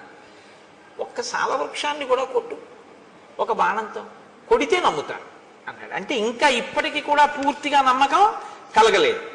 వెంటనే రాముడు స గృహీత్వా ధనుర్ఘోరం శరమేకంచమానద సాలముద్దిశ్య చిక్షేప జాస్వనై పురయం దిశ స విసృష్టో బలవత బాణ స్వర్ణ పరిష్కృత భిత్వా సాలాం గిరి ప్రస్థే సప్త భూమిం వివేశ ప్రవిష్టశ్చ ముహూర్తేన ధరాం భిత్వా మహాజవ నిష్పత్య పునస్తూర్ణం స్వతూణీం ప్రవివేశ తాన్ దృష్ట్వా సప్త నిర్భిన్నాన్ సాలాన్ వానరపుంగవ రామస్య శరవేగేన విస్మయం పరమంగతః. నీకు నమ్మకం కల్పించడానికి ఒక సాలవృక్షం కొట్టాలి ఒక బాణంతో, అంతే కదా అని ఒక ఘోరమైన బాణాన్ని తన అమ్ముల పొదలోంచి తీసి వింటినారికి సంధించి ఆకర్ణాంతము లాగి ఆ బాణాన్ని సాలవృక్షముల మీదకి ప్రయోగించాడు రాముడు. అది ఒక ముహూర్త కాలంలో, అంటే అనే లోపల 7 సాలవృక్షములను కొట్టి ఎదురుగుండా ఉన్న పర్వతము యొక్క శిఖరములను కొట్టి పాతాళలోకంలోకి వెళ్ళి పాతాళలోకాన్ని దర్శించి మళ్లీ పైకొచ్చి రామచంద్రమూర్తి యొక్క అమ్ముల పొదిలోకి చేరిపోయింది ఒక ముహూర్తం. ఇది చూశాక చూసి ఒక్కసారి విస్మయం పరమంగత. అబ్బా, ఇంత వేగమా రాముడి బాణానికి? మా అన్నయ్యదే వేగం అనుకున్నాను. అమ్మో, ఇలా అనేటప్పటికీ బాణం 7 సాలవృక్షములను కొట్టి పర్వతాన్ని కొట్టి ఛేదించి భూమిలోకి పాతాళంలోకి వెళ్ళి పాతాళ వివరాన్ని చూసి మళ్లీ పైకి వచ్చి అక్షయబాణ తూణీరంలోకి వెళ్ళిపోయి చేరిపోయింది. ఇప్పుడు ఏం నిలబడలేదు. ఇప్పటిదాకా ఆయన్ని నిలబెట్టి తను కూర్చుంటాడు. ఇప్పటిదాకా కొమ్మ కొట్టి ఆయన్ని ఇలా కూర్చో అని తను కూర్చోబెడతాడు. ఇప్పుడు చూశాడు రాముడంటే ఏమిటో. ఇప్పుడు ఏం చేశాట? సమూర్జ్ఞ న్యపతద్ధూమౌ ప్రలంబీకృత భూషణ సుగ్రీవ పరమప్రీతో రఘవాయ కృతాంజలి. ఇప్పుడు ఆయన ముందు ఇలా వంగిపోయాట. వంగిపోయి 2 చేతులతో అంజలి ఘటిస్తే ఆభరణములు వేలాడాయి అన్నారు మహర్షి. ఎంత పెద్ద మాట చూడండి. ఇప్పుడు నేను నా మెడలో ఉన్న రుద్రాక్ష హారం నా మెడలోనే నా గుండెల మీద ఇలాగే ఉందనుకోండి, నేను బాగా వంగలేదు అని గుర్తు. ఇది ఉందా, ఊడిపోయిందా? అదే నేను ఒకరి యందు భక్తితో బాగా వంగిపోయి నమస్కరించాను అనుకోండి, ఇలా నా గుండెల మీద ఉన్న హారం ఏమవుతుంది? ఇలా గాలిలోకి వచ్చి వేలాడుతుంది. అంత వంగిపోయాను అంటే గుర్తేమిటి? అవతల వారి యందు అంత భక్తి చూపించాను అని గుర్తు. ఇన్నాళ్ళు ఏమైంది భక్తి అంటే? ఇన్నాళ్ళు రాముడిని అలా చూడలేదు. ఇప్పుడు రాముడు ఏమిటో తెలిసింది. తెలియగానే ఏం చేశాడంటే అంత వంగిపోయాడు. వంగిపోయి అన్నాడు, ఇక వెళ్ళిపోదాం పద, పిలుస్తాను వాళ్ళని. ఇప్పుడు ఎంత నమ్మకం వచ్చేసిందో చూడండి. కానీ దీని ఫలితం దీనికి ఉంటుంది. ఇది మీరు కిష్కింధకాండలో పట్టుకోవలసినటువంటి ఒక అద్భుత రహస్యం. రాముడు అన్నాడు, పద, తప్పకుండా యుద్ధం చేస్తాను. నువ్వు పిలు మీ అన్నయ్యని, మీ ఇద్దరు యుద్ధం చేస్తుంటే నేను వాలిని సంహరిస్తాను. ఇప్పుడు వెళ్ళాడు, పెద్ద సింహనాదం చేశాడు. ఎవడు రావాడన్నాడు, మీ తమ్ముడే వచ్చాడన్నాడు. వీడికి ఎంత అహంకారం వచ్చిందిరా, ఋష్యమూకం నుంచి దిగి నా ముందుకు వస్తాడా యుద్ధానికి అని వాలి గబగబా బయలుదేరి వచ్చాడు. ఇద్దరు పెనుగులాడుతున్నారు, ఇద్దరు పిడికిటి పోట్లతో పొడుచుకుంటున్నారు, కలియబడుతున్నారు, గుద్దుకుంటున్నారు, తన్నుకుంటున్నారు, ఒకరి మీద ఒకరు కలియబడుతున్నారు, నెత్తురు కక్కుతున్నారు. ఇన్ని చేస్తుంటే రాముడు బాణం వెయ్యలేదు. అంత మెరుపు వేగం కలిగినటువంటి బాణాన్ని రాముడు ఇతనే వాలి అనుకుని వేసేస్తే అది సుగ్రీవుడి మీద పడిపోతే ఇప్పుడు రాముడి పట్ల ఎంత అధర్మం అయిపోతుంది, మిత్రఘాతకుడు అయిపోతాడు. కాబట్టి తతోన కృతవాం బుద్ధిం మోక్తుమంతకరం శరం, అది వేస్తే దెబ్బ తగలడం కాదు, అది చంపేస్తుంది మనిషిని. కాబట్టి బాణాన్ని వేయలేదు, ఆగిపోయాడు రాముడు. ఇప్పుడు తినవలసినన్ని దెబ్బలు తినేసి పారిపోయాడు ఋషిముఖ పర్వతం మీద. పారిపోయి కూర్చున్నాడు తల వంచుకొని. మళ్ళీ రామలక్ష్మణులు వీళ్ళు మంత్రులు వెళ్ళారు. వీరికి తల వంచుకుని కూర్చున్నవాడు రాముడి వంక చూశాడు. రాముడు ఏమనలేదు. సుగ్రీవుడే అన్నాడు, నా మానాన్ని నేనున్నాను, అగ్నిసాక్షిగా మిత్రత్వం చేసుకున్నావు, సాలవృక్షాలు కొట్టావు, మా అన్నయ్యని కొట్టేస్తాను యుద్ధానికి పిలవమన్నావు, నీ మాట నమ్మి యుద్ధానికి వెళ్ళాను, నన్ను చితక పొడి చేశాడు, నువ్వు బాణం వేయలేదు. నేను వాలిని సంపనని ఒక మాట ముందు చెప్తే ఏమై ఉండేది, ఎందుకు పంపావు నన్ను అని అడిగాడు. అడిగితే ఆయన అన్నాడు, నిన్ను రక్షించడానికి వాలిని సంహరించడానికి నేను బాణప్రయోగం చెయ్యాలిగా. నీ ఇద్దరూ ఒక్కలా ఉన్నారు, నేను నిన్ను చూశాను కానీ వాలిని చూడలేదు ఇంత పూర్వం.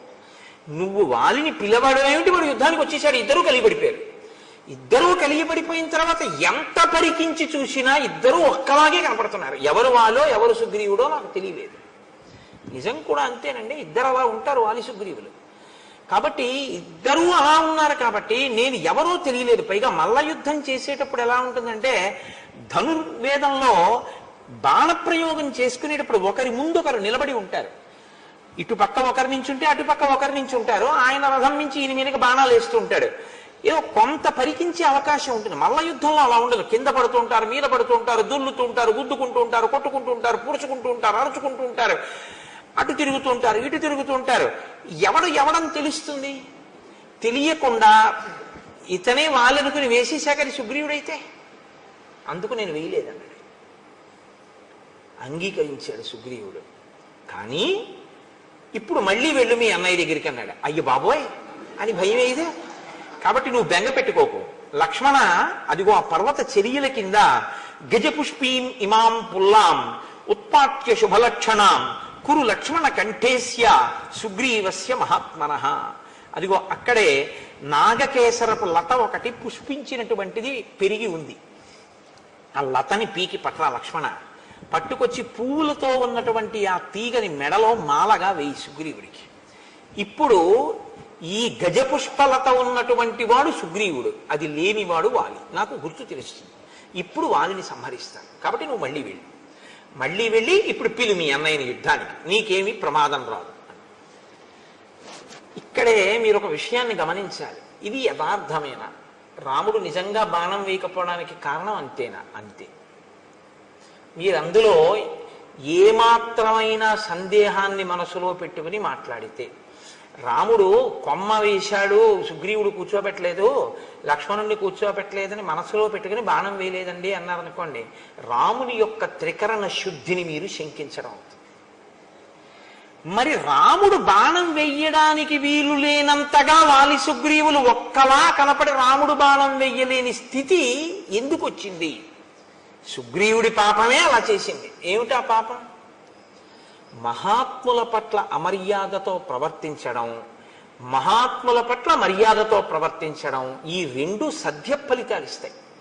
మీరు ఒక పాపకర్మ చేసి ఉన్నారనుకోండి, మీరంటే మనం ఒక పాపకర్మ చేసామనుకోండి, అది ఎప్పుడో ఫలితాన్ని ఇస్తుంది.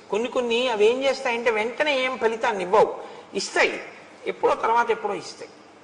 కొన్ని ఈశ్వరుడు ఏం చేస్తాడంటే తర్వాత వరకు కూడా ఉంచడం. కొన్ని చాలా భయంకరమైనటువంటి ఉంటాయి. అందులో అత్యంత ప్రమాదకరమైనటువంటి దోషం మహాత్ముల జోలికి వెళ్ళడం. ఈశ్వరుణ్ణి బాగా గుండెలలో నమ్మి ఆరాధించేటటువంటి వాడు కాని బాధపడేటట్టు మీరు ప్రవర్తిస్తే, ఆయన బాధపడ్డాడా పడలేదా పక్కకు వదిలేయండి, ఆయన పడకపోవచ్చు. ఆయన బాధ పడకపోయినా ప్రవర్తించినందుకు మీరు ఫలితం అనుభవించవలసింది. ఆయన పడలేదు కదండి ఫలితం, ఆయన ఏం బాధపడితే కదా నాకు ఫలితం ఇవ్వడానికి, అది వేరు. నువ్వు ప్రవర్తించావా లేదా, ఈశ్వరుడు ఫలితం ఇచ్చేస్తాడంతే. నేను మీకు ఒక ఉదాహరణ చూపిస్తాను. సుబ్రహ్మణ్యేశ్వర స్వామి వారు ఈ దేశంలో సనాతన ధర్మంలో కర్మ మార్గాన్ని ముందు శంకరాచార్యుల వారు జ్ఞాన మార్గాన్ని నిలబెట్టడానికి వచ్చేటప్పటికి, శంకరాచార్యుల వారు అద్వైత స్థాపకుడు అంటారు, అంతకన్నా తప్పు మాట ఇంకోటి లేదు. శంకరులు అద్వైత స్థాపకులు కారు. ఎలా వచ్చేసిందో నాకు తెలియదు. ఆఖరికి ఆయన నామావళిలో కూడా అద్వైత స్థాపక ఆయన మహాన్ రాస్తూ ఉంటారు. ఆయన అద్వైత స్థాపకులు ఏంటి? అద్వైత స్థాపకులు శంకరాచార్యుల వారు అయితే అంతకు ముందు లేని దాన్ని ఆయన కొత్తగా తీసుకొచ్చి పెట్టినవారు. ఆ అవతారం వచ్చిందే వేదాన్ని ప్రచారం చేయడానికి.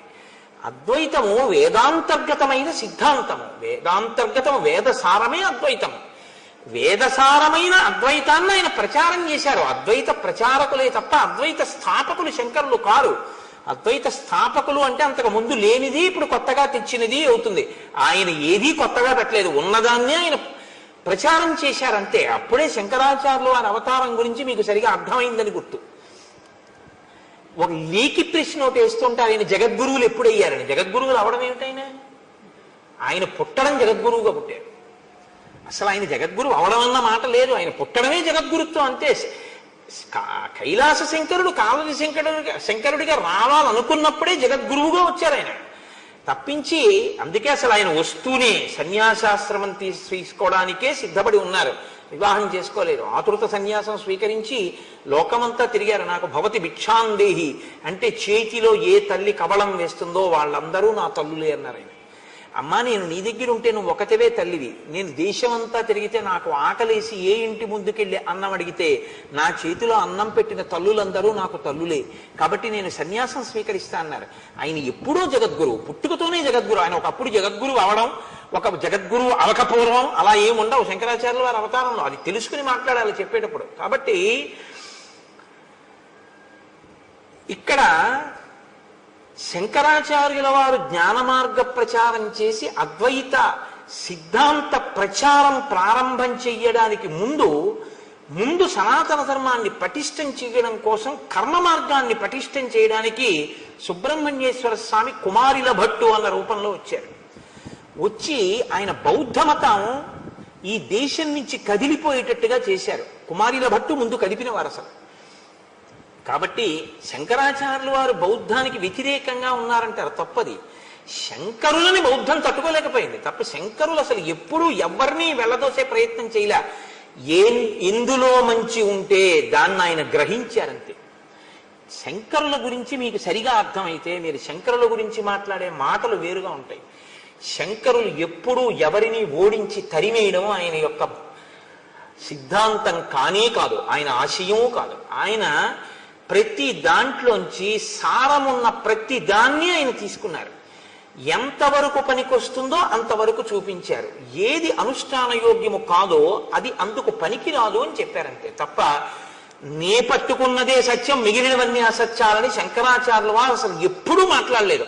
అలా మాట్లాడితే అటువంటి సంకుచితత్వంతో ప్రవర్తిస్తే శంకర భగవత్పాదులు షణ్మత స్థాపనాచార్యులు కానే కాలేరు.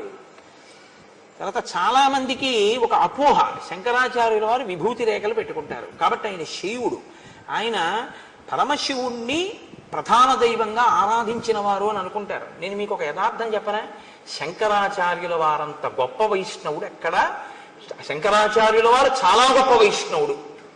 నేను ఎందుకు ఈ మాట అంటున్నానో తెలుసా అండి, శంకరాచార్యుల వారి ఆరాధ్య దైవం కృష్ణ పరమాత్మ. మీరు ఇప్పటికీ కాలడి వెడితే కాలడిలో ఆయన ఆరాధించినటువంటి కృష్ణ పరమాత్మ యొక్క స్వరూపాన్ని శృంగగిరి పీఠం వారే అక్కడ ఉంచారు. సచ్చిదానంద సింహాభినవ నరసింహ భారతీ స్వామి వారు కదండి మహానుభావుడు. ఆ ప్రాంతానికి వెళ్ళి శంకరులు ఎక్కడ స్నానం చేశారో, ఎక్కడ మొసలి ఆయన కాలు పట్టుకుందో ఆ ప్రాంతాన్ని గుర్తించి శంకర భగవత్పాదులు తన తల్లిగారిని సమాధి చేసినటువంటి ప్రదేశాన్ని కూడా గుర్తించి అక్కడ శంకరాచార్యుల వారు పుట్టినటువంటి గదిని గుర్తించి ఆయన జ్ఞానశక్తి చేత అక్కడ శంకరాచార్యుల వారి గుడి కట్టించి ఎక్కడ రోజు ఆయన వెళ్ళి స్నానం చేసేవారో, తల్లిగారు స్నానం చేసేవారో, పూర్ణానదిని తీసుకొచ్చినప్పుడు కృష్ణాలయం అందులో మునిగిపోతుంటే కృష్ణుడు శంకరా నేను ఇప్పుడు ఎక్కడుండను అంటే ఆయన తీసుకొచ్చి బయట ఎక్కడ పెట్టారో అవన్నిటినీ పరిరక్షించారు శృంగగిరి పీఠం వారు. సచ్చిదానంద శివాభినవ నరసింహ భారతీ జాతికి అందించినటువంటి గొప్ప ఉపకారం. అందుకే శృంగగిరి పీఠాన్ని అధివసించిన మహాపురుషులందరూ ఏదో ఒక గొప్పతనాన్ని ప్రతి ఒక్కరూ ఒక్కొక్కటి ఈ దేశానికి అందించి వెళ్ళారు. అవతార పరిసమాప్తి చేసే లోపల శంకరాచార్యుల వారి జీవితం అంతా కూడా ఎక్కడ మంచి ఉంటే దాన్ని గ్రహించడం. అసలు ఆయన బ్రహ్మచర్యంలో ఉండగా ఆయన నోటి వెంట వచ్చిన మొట్టమొదటి స్తోత్రం లక్ష్మీ స్తోత్రం. విభూతి పెట్టుకోవడం అంటారా, విభూతి పెట్టుకోవడం అనేటటువంటిది వైదికమైన ప్రక్రియ, వేదాంతర్గతము. ఆ విభూతిని ఎడమ చేతిలో వేసుకుని కుడి చేతితో మూసి చెప్పవలసిన మంత్రం చెప్పి స్నానం అయిన తరువాత ఇస్తే సజల భస్మ, స్నానం చేయకపోతే పొడి భస్మ పెట్టుకోవాలని. ఆ సజల భస్మని కుడి చేతితో మూసి మంత్రం చెప్తారు. నేను కాకినాడలో శివమహాపురాణం చెప్పినప్పుడు ఆ మంత్రాన్ని బోర్డుల మీద రాసి అందరికీ ప్రచారం చేశాం కూడా, ప్రింట్ వేసి ఇచ్చి ఇలా పెట్టుకోండి విభూతిని. ఆ సజల భస్మని పెట్టుకుంటారు. అది వేదోక్తం, అది పురాణోక్తం. అది అందుచేత శంకరాచార్యుల వారు విభూతి పెట్టుకుంటే ఆయన శైవుడని కాదు దాని అర్థం. ఆయన చాలా గొప్ప వైష్ణవుడు. ఆయన సౌరోపాసన, గాణాపత్యం, శాక్తేయం వారు సౌందర్యలహరి చేశారు. శంకర భగవత్పాదుల వంటి వ్యక్తి, శంకర భగవత్పాదుల వంటి అవతారం శంకరాచార్యుల వారి తర్వాత ఇప్పటి వరకు రాలేదు. నా భూతో నా భవిష్యతి అని నేను అన్నాను. ఎందుకో తెలుసా, అలాంటి అవతారం మళ్ళీ రావాలని కోరుకోవాలి మనందరం. కాబట్టి నా భవిష్యతి అన్నమాట నేను అన్నాను. కాబట్టి అంతటి మహానుభావుడు శంకర భగవత్పాదులు అంటే. సరే, నేను ఎందుకు మీతో ఇది మనవి చేయవలసి వచ్చింది అంటే ఒక దాంట్లోంచి ఒక దాంట్లోకి వెళ్ళడం జరిగింది. శంకరులకు ముందు సుబ్రహ్మణ్యేశ్వర స్వామి వారు వచ్చారు. నాన్నగారు వచ్చే లోపల ముందు కొడుకు వచ్చాడు. కర్మ మార్గాన్ని నేను పరిపుష్టం చేస్తే జనం సనాతన ధర్మం వైపుకి తిరుగుతారు. తిరిగిన తరువాత నాన్నగారు వచ్చి జ్ఞాన మార్గాన్ని నిలబెడతారని ఆయన కర్మ మార్గాన్ని పరిపుష్టం చేశారు. చేసినప్పుడు ఆయనకి బౌద్ధులతో ఒక వాదన జరిగింది. ఆయన బౌద్ధుల రహస్యాలు తెలుసుకున్నారు శఠబుద్ధితో. ఒకప్పుడు అలా తెలుసుకుంటే తప్ప ఖండించడం కుదరదని. తదనంతర కాలంలో ఆయన బౌద్ధుడు కాడు అని తెలుసుకుని ఆయన్ని సంహరించే ప్రయత్నం చేస్తే ఆయన ఏం చేశారంటే ఒక భవనం యొక్క పై అంతస్తులోంచి కిందకి దూకేస్తూ వేదమే ప్రమాణమైతే నాకు దెబ్బ తగలకుండుగాక అని దూకేశారు పై నుంచి. దూకేస్తే కుమరిల భట్టు కింద పడిపోయారు. కింద పడిపోతే ఆయనకి ఏమీ అవ్వలేదు, కానీ ఒక కన్ను మాత్రం దెబ్బతింది. ఆయన వెంటనే వేదమాత గాయత్రిని ప్రశ్నించారు. నేను వేదాన్ని నమ్మాను, నేను ప్రమాణమైతే అని చెప్పి దూకితే నాకేం అవ్వలేదు, కానీ నా కన్ను ఎందుకు దెబ్బతింది అని అడిగారు. వెంటనే అశరీరవాణిగా వేదం అంది, వేదమే ప్రమాణము కనుక నాకు దెబ్బ తగలకూడదని నువ్వు అని ఉండి ఉంటే నీకు దెబ్బ తగిలి ఉండేది కాదు. వేదమే ప్రమాణమైతే అంటే చిన్న అనుమానం ఉంది కాబట్టి కన్ను దెబ్బతింది. సంశయం ఒకటి చిన్నది పెట్టుకున్నావు కాబట్టి ఆ పాటి దెబ్బ నువ్వు తినవలసి ఉంటుంది. ఎందుకంటే మహాత్ముల పట్ల, దేవతా స్వరూపాల పట్ల ఆస్తిక్య బుద్ధి అంటే చేసేటప్పుడు నమ్మి చెయ్యాలి తప్ప ఉందో లేదో అన్న అనుమానంతో చేయకూడదు. సుగ్రీవుడు రాముడు చేస్తాడంటున్నాడు, కానీ పరీక్షలు పెడుతున్నాడు. దీని ఫలితం ఎక్కడికి పోతుంది? కాబట్టి ఇప్పుడు రాముడి మీదకి తోయకండి. రాముడికి తెలిసి రాముడు కావాలని బాణం వేయలేదు, ఓ కొమ్మ మీద తన్ని కూర్చోబెట్టాడని, లక్ష్మణుడికి కొమ్మ వేయలేదని, అందుకని రాముడు బాణం వేయకుండా బాగా దెబ్బలు తిన్నాక వెనక్కి తీసుకొచ్చి బుద్ధి వచ్చిందా అని చెప్పి అప్పుడు దండయించాడు అనుకోకండి. అలా అయితే అసలు వాళ్ళలేదు అప్పుడు. అప్పుడు మీరు రాముని యొక్క శీలాన్ని మీరు అవమానించినట్లు అవుతుంది. రాముడు అలా ఉండడు, ఆయన త్రికరణ శుద్ధి. రామో దిర్నాభిభాషతే, అమ్మా నాకు 2 మాటలు మాట్లాడడం చేత కాదమ్మా అన్నాడు ఆయన. కాబట్టి నేను చంపుతాను అని మాట ఇచ్చినటువంటి రాముడు చంపకుండా ఉండి మీ ఇద్దరు ఓలా ఉన్నారు అందుకు చంపలేదు అని రాముడు చెప్తే రాముడు అబద్ధం అన్నట్టు అవుతుంది. అప్పుడు మీరు రామాయణాన్ని సరిగ్గా పరిశీలన చేయలేదు, రామాయణం బాగా అర్థం చేసుకునే ప్రయత్నం మీరు చెయ్యలేదు అని గుర్తు. సుగ్రీవుడు రాముణ్ణి నమ్మాడు, కానీ అంటే but is a bit of poison, కానీ అనేటప్పటికి అందులో చిన్న అనుమానం ఉంది. అనుమానం ఉండి ఆయన యందు నమ్మకం కలగడానికి ఆయనకే పరీక్షలు పెట్టి క్లేశాన్ని కల్పించినందుకు మహాత్ముడైన రాముడు ఇబ్బంది పడ్డాడా? ఈశ్వరుడికి అనవసరం. రాముడు ఈశ్వరుడని మాట్లాడకండి. ఇప్పుడు రాముడు ఈశ్వరుడని మాట్లాడేశారనుకోండి మీరు, మళ్ళీ కథ ఇంకొక కొంత తొక్కేస్తుంది. ఇప్పటి వరకు నరుడనేగా మనం మాట్లాడుకుంటున్నాం, అలాగే మాట్లాడుకుందాం. కాబట్టి నరుడిగా అలా అయితే వెంటనే శంఖచక్రాలు గదా బాణ పద్మం చూపించేసి నీ మొహం ఇచ్చా నేను విష్ణువుని రా అని చెప్పచ్చు. అలా చెప్పలేదుగా. అస్థిపంజరాన్ని ఎత్తవతల పారేయమంటే ఎత్తవతల పారేశాడు. నరుడిగానే చూపిస్తున్నాడు, తనకే ఉపకారం కావాలన్నట్టే చూపిస్తున్నాడు ఆయన. సీతమ్మని నువ్వు వెతికి పెట్టాలన్నట్లు. కాబట్టి ఇప్పుడు మహాత్ముడి జోలికి వెళ్ళాడు అని మీరు చెప్పవలసి ఉంటుంది. ధర్మాన్ని అనుష్ఠించేటటువంటి వాడు, సత్యాన్ని పట్టుకున్నవాడు, మిత్రధర్మానికి కట్టుబడ్డవాడు, శక్తి ఉండి ప్రతిజ్ఞ చేసిన వాడైనా అలా కుదరదయ్యా, నువ్వు చేసినా నేను నమ్మను, నువ్వు ఇవి చేస్తేనే నేను నమ్ముతాను అనీష్ ఉంటే ఇంకోలా ఉంటుంది. నువ్వు ఇంద్రుడంతటి వాడివి, ఇంద్రుడిని గెలుస్తావు కానీ అంటూ ఉండడం మాట ఒకలా, లోపల ఒకలా సుగ్రీవుడికుంది. కాబట్టి ఇప్పుడు రాముడు బాధపడ్డాడా లేదా పక్కన ఉంచండి. కుమరిల భట్టనే అంతటి వారు సాక్షాత్ సుబ్రహ్మణ్యావతారం అయినా కూడా అనుమానం వ్యక్తం చేసినందుకు దెబ్బతిన్నారే, మరి అది సుగ్రీవుడికి మాత్రం ఎందుకు వర్తించదని మీరు అనుకుంటున్నారు? అంత పెద్ద రక్షణ ఉంటుంది, కానీ ఆ రక్షణ పొందడానికి ముందు చేసిన పాపం కడిగేసుకోవాలి. ఇది పోవాలి. ఇది కడగడానికి ఈశ్వరుడు రామునికి ఇద్దరూ ఒక్కలా ఉండి బాణం వెయ్యలేనటువంటి పరిస్థితి ఉత్పన్నమవుతోంది. కాసేపు బాణం వేయకుండా ఉండడమే మంచిదన్న బుద్ధిని ప్రచోదనం చేశాడు. అప్పుడే రామాయణాన్ని రామాయణంగా మీరు అర్థం చేసుకున్నట్టు అవుతుంది. ఇప్పుడు రాముడి దోషం ఏముంది? ఆయన అదే చెప్పాడు, మీ ఇద్దరూ అశ్విని దేవతల్లో ఉన్నారు, ఒక్క బాణం సరే వేసేద్దాం, ఏమైతే అయింది. అది వేసేయడానికి అది మామూలు బాణం కాదు, ప్రాణాలు ఉగ్గడించేస్తుంది. నువ్వు చచ్చిపోతే ఇక నా జీవితం వ్యర్థం. ఎందుకంటే నేను ధర్మం తప్పలేదన్నాడే. నేను ఎప్పుడు ధర్మం తప్పలేదు. మిత్రుణ్ణి చంపేసి మాట ఇచ్చి నిన్ను కాపాడతాను అని అగ్నిసాక్షిగా నేను నీతో స్నేహం చేసి ఎవరెవరో గుర్తుపట్టలేకపోతున్నాను అని తెలిసి కూడా బాణం వేసేనా? వాలి చచ్చిపోతే పర్వాలేదు, రెండో కోణం కూడా ఉంటుందిగా. అప్పుడు తెలియకుండా వేసినప్పుడు నీ మీద పడి ఉంటే ఎలా వేయమంటావు? అందుకు వెయ్యలేదన్నాడు. ఇప్పుడు ఎక్కడ రాముడి దోషం ఉంది నాకు చెప్పండి. ఎందుకు రాముడి మీదకి పెట్టి చూస్తారు మీరు?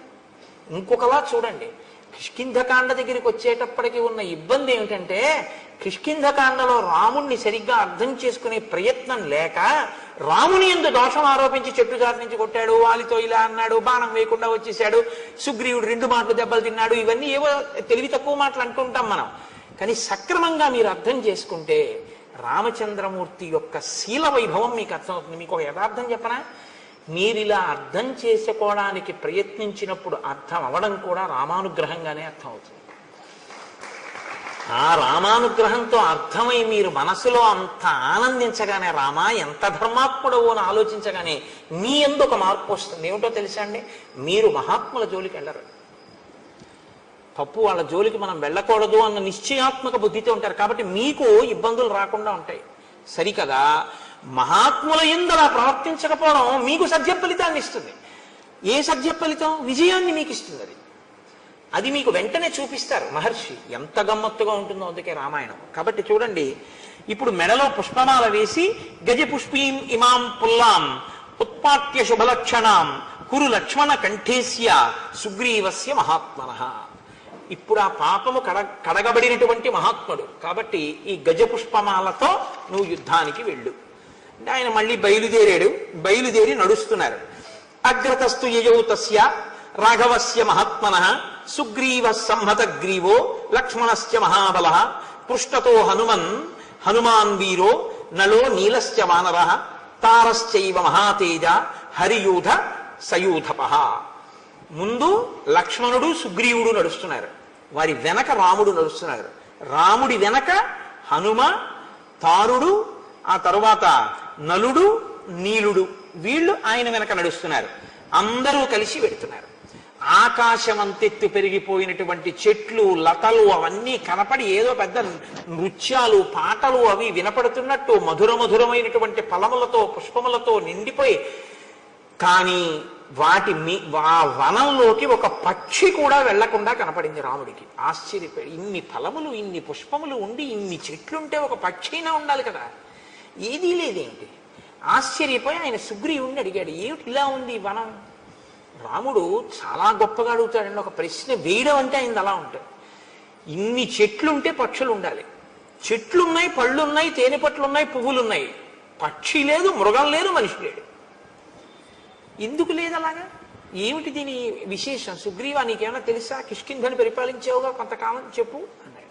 అంటే ఆయన అన్నాడు, అత్ర సప్తజనానామ మునయః సంసితవ్రతాః సప్తైవాసన్నధ శీర్ష నియతం జలశాయినః. ఇక్కడ సప్తజనులు అనబడేటటువంటి మునులు ఉండేవారు 7. వారు చెట్టు కొమ్మలకి కాళ్ళు పైకి పెట్టి తల కింద పెట్టి తపస్సు చేసేవారు.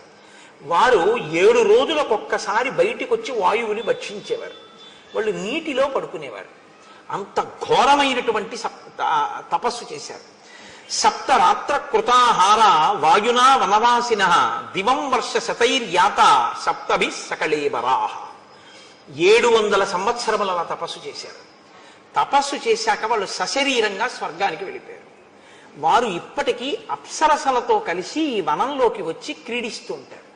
అప్పుడు ఇక్కడ గొప్ప గొప్ప నాట్యములు, కాలి అందెల రవళులు, సంగీత ధ్వనులు వినపడుతుంటాయి. ఆ మహామునులు సంచరించిన ప్రాంతం కనుక అందులోకి పక్షులు, మృగములు ఏవి కూడా, ఇందులోకి ఆఖరికి ఇంద్రాది దేవతలు కూడా ప్రవేశించలేరు. ఒకవేళ ఎవరైనా అంత తపశ్శక్తితో కూడినటువంటి ఆ ప్రాంతంలోకి వెడితే, అంత తేజోవంతమైన భూమి యందు అడుగిడితే ఆ తేజస్సుని తట్టుకోలేవు. కాబట్టి యువతల ప్రాణులు వెంటనే చనిపోతారు. కాబట్టి రామ, పక్షులు కాని మృగములు కాని ఏవి ఆ వనంలోకి వెళ్ళవు. అంత గొప్పది.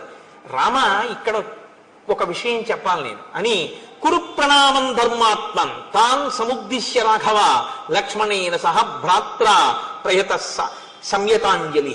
రామ, ఒక్కసారి ఇక్కడ ఆగి ఆ వనం వంక తిరిగి లక్ష్మణ సహితుడవై ఒక నమస్కారం చేయి. ఎందుకు చేయాలి? ప్రణమంతి హియే తేషాం మునీనాం భావితాత్మనాం న తేషాం అశుభం కించిత్ శరీరే రామదృశ్యతే. ఈ సప్త జనులు అనబడేటటువంటి వాళ్ళు తపస్సు చేసినటువంటి వనం వంక తిరిగి ఎవరు నమస్కారం చేస్తారో వాళ్ళకి రోగాలు రావు, వాళ్ళు అనుగ్రహిస్తారు. పైగా వారికి ఉత్తర క్షణంలో విజయం కలుగుతుంది. ఎవరు చెప్తున్నారు ఈ మాట? సుగ్రీవుడు చెప్తున్నాడు. అంటే ఒక కార్యం మీద వెళ్ళేటప్పుడు మహాత్ములు ఉండి వెళ్ళిన భూమికి నమస్కరించినా సరే వాళ్ళని తలుచుకుని విజయం కలుగుతుంది, శరీరానికి అనారోగ్యం కూడా రాదు. మహాత్ములకి నమస్కారం చేస్తే ఈ సజ్జ ఫలితం ఉంటే మహాత్ముల పట్ల ఇంకొకలా ప్రవర్తిస్తే దానికి ఫలితం ఉంటుందా ఉండదా? సజ్జ ఫలితం వెనకదా ఫలితం, ఇప్పుడు ఈ ఫలితం. అంటే వారి మరణిస్తారని గుర్తు, సుగ్రీవుడి మనోరథం ఈడేరుతుందని గుర్తు. మీరు అందుకే కిష్కింధకాండ చాలా జాగ్రత్తగా గమనించవలసి ఉంటుంది. కిష్కింధకాండ ధర్మ సూక్ష్మములతో ఉంటుంది. ఎక్కడికక్కడ మహర్షి మనకి విషయాలు చెప్తుంటారు. అందుకే మహాత్ములైనటువంటి వారు కనపడ్డప్పుడు మీరు ఒక్క నమస్కారం చేసి పరమ గౌరవంతో నిలబడితే చాలు, మీకు ఈశ్వరానుగ్రహం వచ్చేస్తుంది. మహాత్ముల పట్ల మీరు వ్యతిరేకంగా ప్రవర్తిస్తే చాలు, వ్యతిరేక ఫలితం కూడా వచ్చేస్తుంది. కాబట్టి ఇప్పుడు ఒక నమస్కారం చెయ్యి అంటే తతో రామ సహ భ్రాత్రా లక్ష్మణేన కృతాంజలి. నమస్కారం చేసి అభివాద్యతు ధర్మాత్మా రామో భ్రాతా చ లక్ష్మణ సుగ్రీవో వనరాశ్చైవ జగ్ముహు సంహృష్ట మానసాహ. సంతోషంగా వాళ్ళందరూ కలిసి ఆ కిష్కింధానగరం వైపుకి వెళ్ళారు. వెళ్ళిన తర్వాత సుగ్రీవుడు ఒక మహానాదం ఒకటి చేశాడు. ఆ మహానాదానికి అక్కడ ఉండేటటువంటి గోవులన్నీ కూడా తోకలెత్తి పారిపోయాయి. ఆకాశంలోనూ చెట్ల మీద ఉన్నటువంటి పక్షులన్నీ గుండెలు బద్దలై నేల మీద పడి మరణించాయి. అంత పెద్ద మహానాదం చేశాడు. అప్పుడే సుగ్రీవుణ్ణి తరిమేశానన్న ఆనందంతో అంతఃపురంలోకి వెళ్ళి తారతో క్రీడిస్తూ మధుపానాసక్తుడై ఉన్నాడు వాలి. శ్రుత్వాతు తస్య నినదం సర్వభూత ప్రకంపనం మదశ్చైక పదే నష్ట క్రోధాశ్చాపతితో మహాన్. వెంటనే ఇప్పుడిప్పుడు వీణ్ణి నేను ఇంత యుద్ధం చేసి నెత్తురు కారేటట్టు కొట్టి తరిమొచ్చాను, మళ్ళీ వచ్చి సింహనాదం చేస్తున్నాడు ఆ యుద్ధానికి అని విపరీతమైన క్రోధం వచ్చి లేచి నిలబడ్డాడు వాలి. సతు రోషపరీతాంగో వాలి సంధ్యాతపప్రభ ఉపరక్త ఇవాదిత్య సద్యో నిష్ప్రభతాంగత. గ్రహణం సూర్యుడు ఎలా కాంతి కోల్పోతాడో నిలబడిన వాలి యందు కోల్పోబడుతున్నటువంటి కాంతి కనపడింది, లేదా కాంతి క్షీణించిన వాలిగా నిలబడ్డాడు. అంటే మృత్యు ఆసన్న అవుతోంది అని గుర్తు. ఆయన గబగబ అడుగులు వేసి బయటికి ఎడుతున్నాడు. తార ఆయన భార్య. శ్రీరామాయణంలో తార ఒక మెరుపు, అద్భుతం. అసలు తార కిష్కింధకాండలో తార పాత్ర అనుపమానం. అలా మాట్లాడుతుంది, 2 పర్యాయాలు మాట్లాడుతుంది కిష్కింధకాండలో, 2 సార్లు అంతే.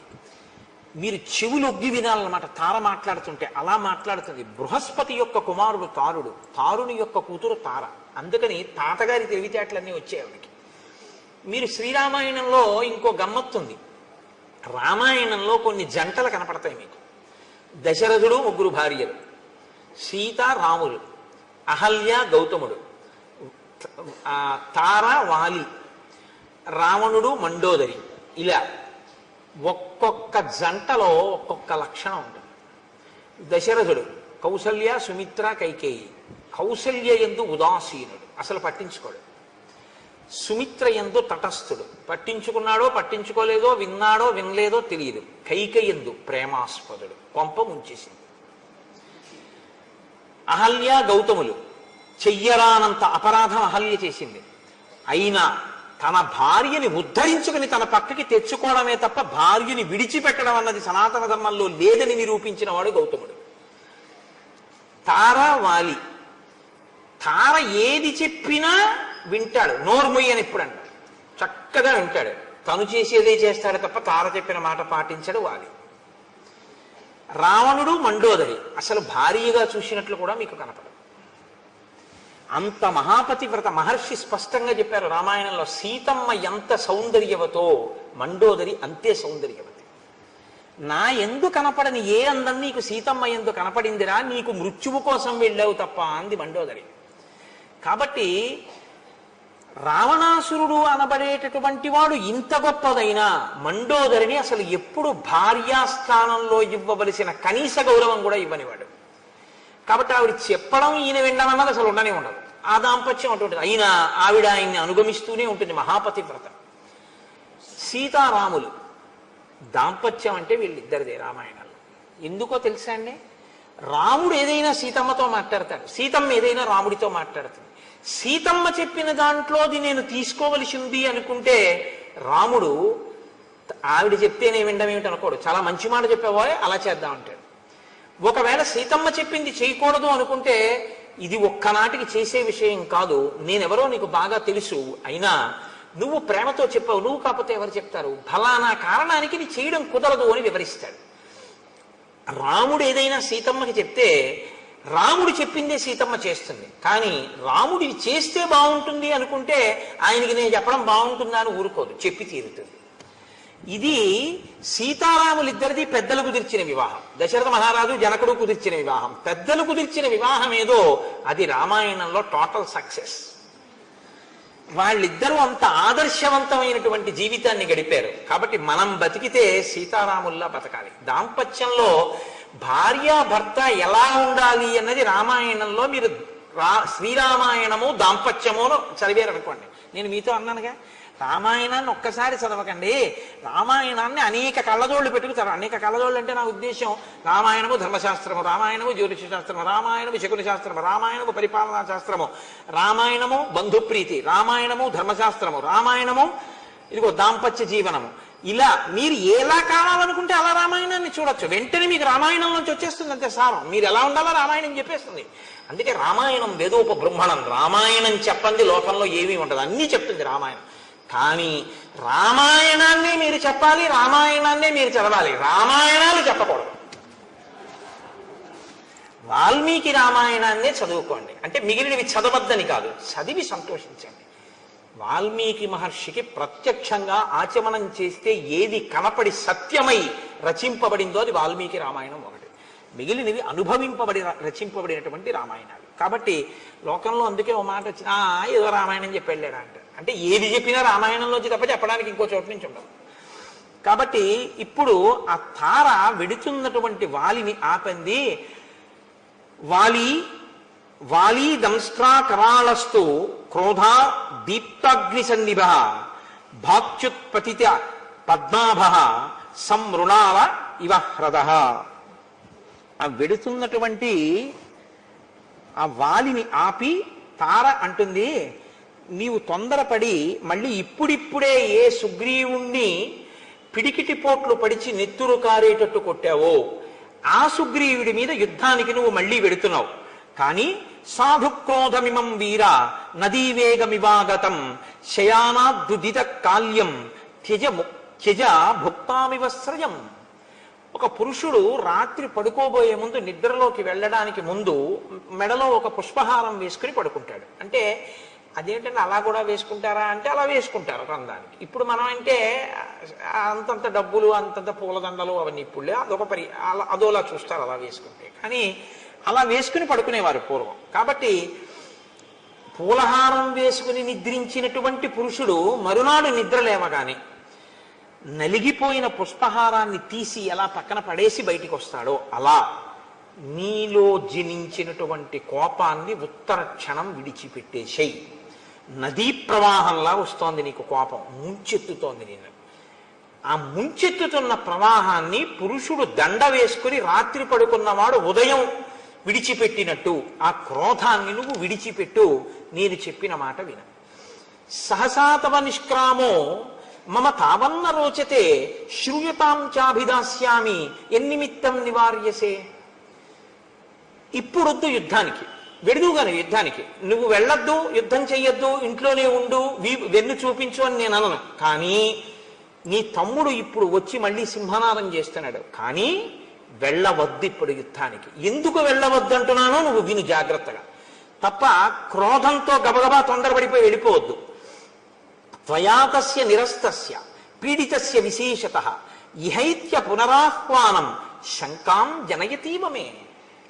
ఇప్పుడిప్పుడు నువ్వు పిడిగుద్దులు గుద్దావు, నెత్తురు నవరంధ్రములలోంచి కారిపోతూ ఏడుస్తూ ఋష్యమూక పర్వతం మీదకి పారిపోయాడు ప్రాణాల కోసం.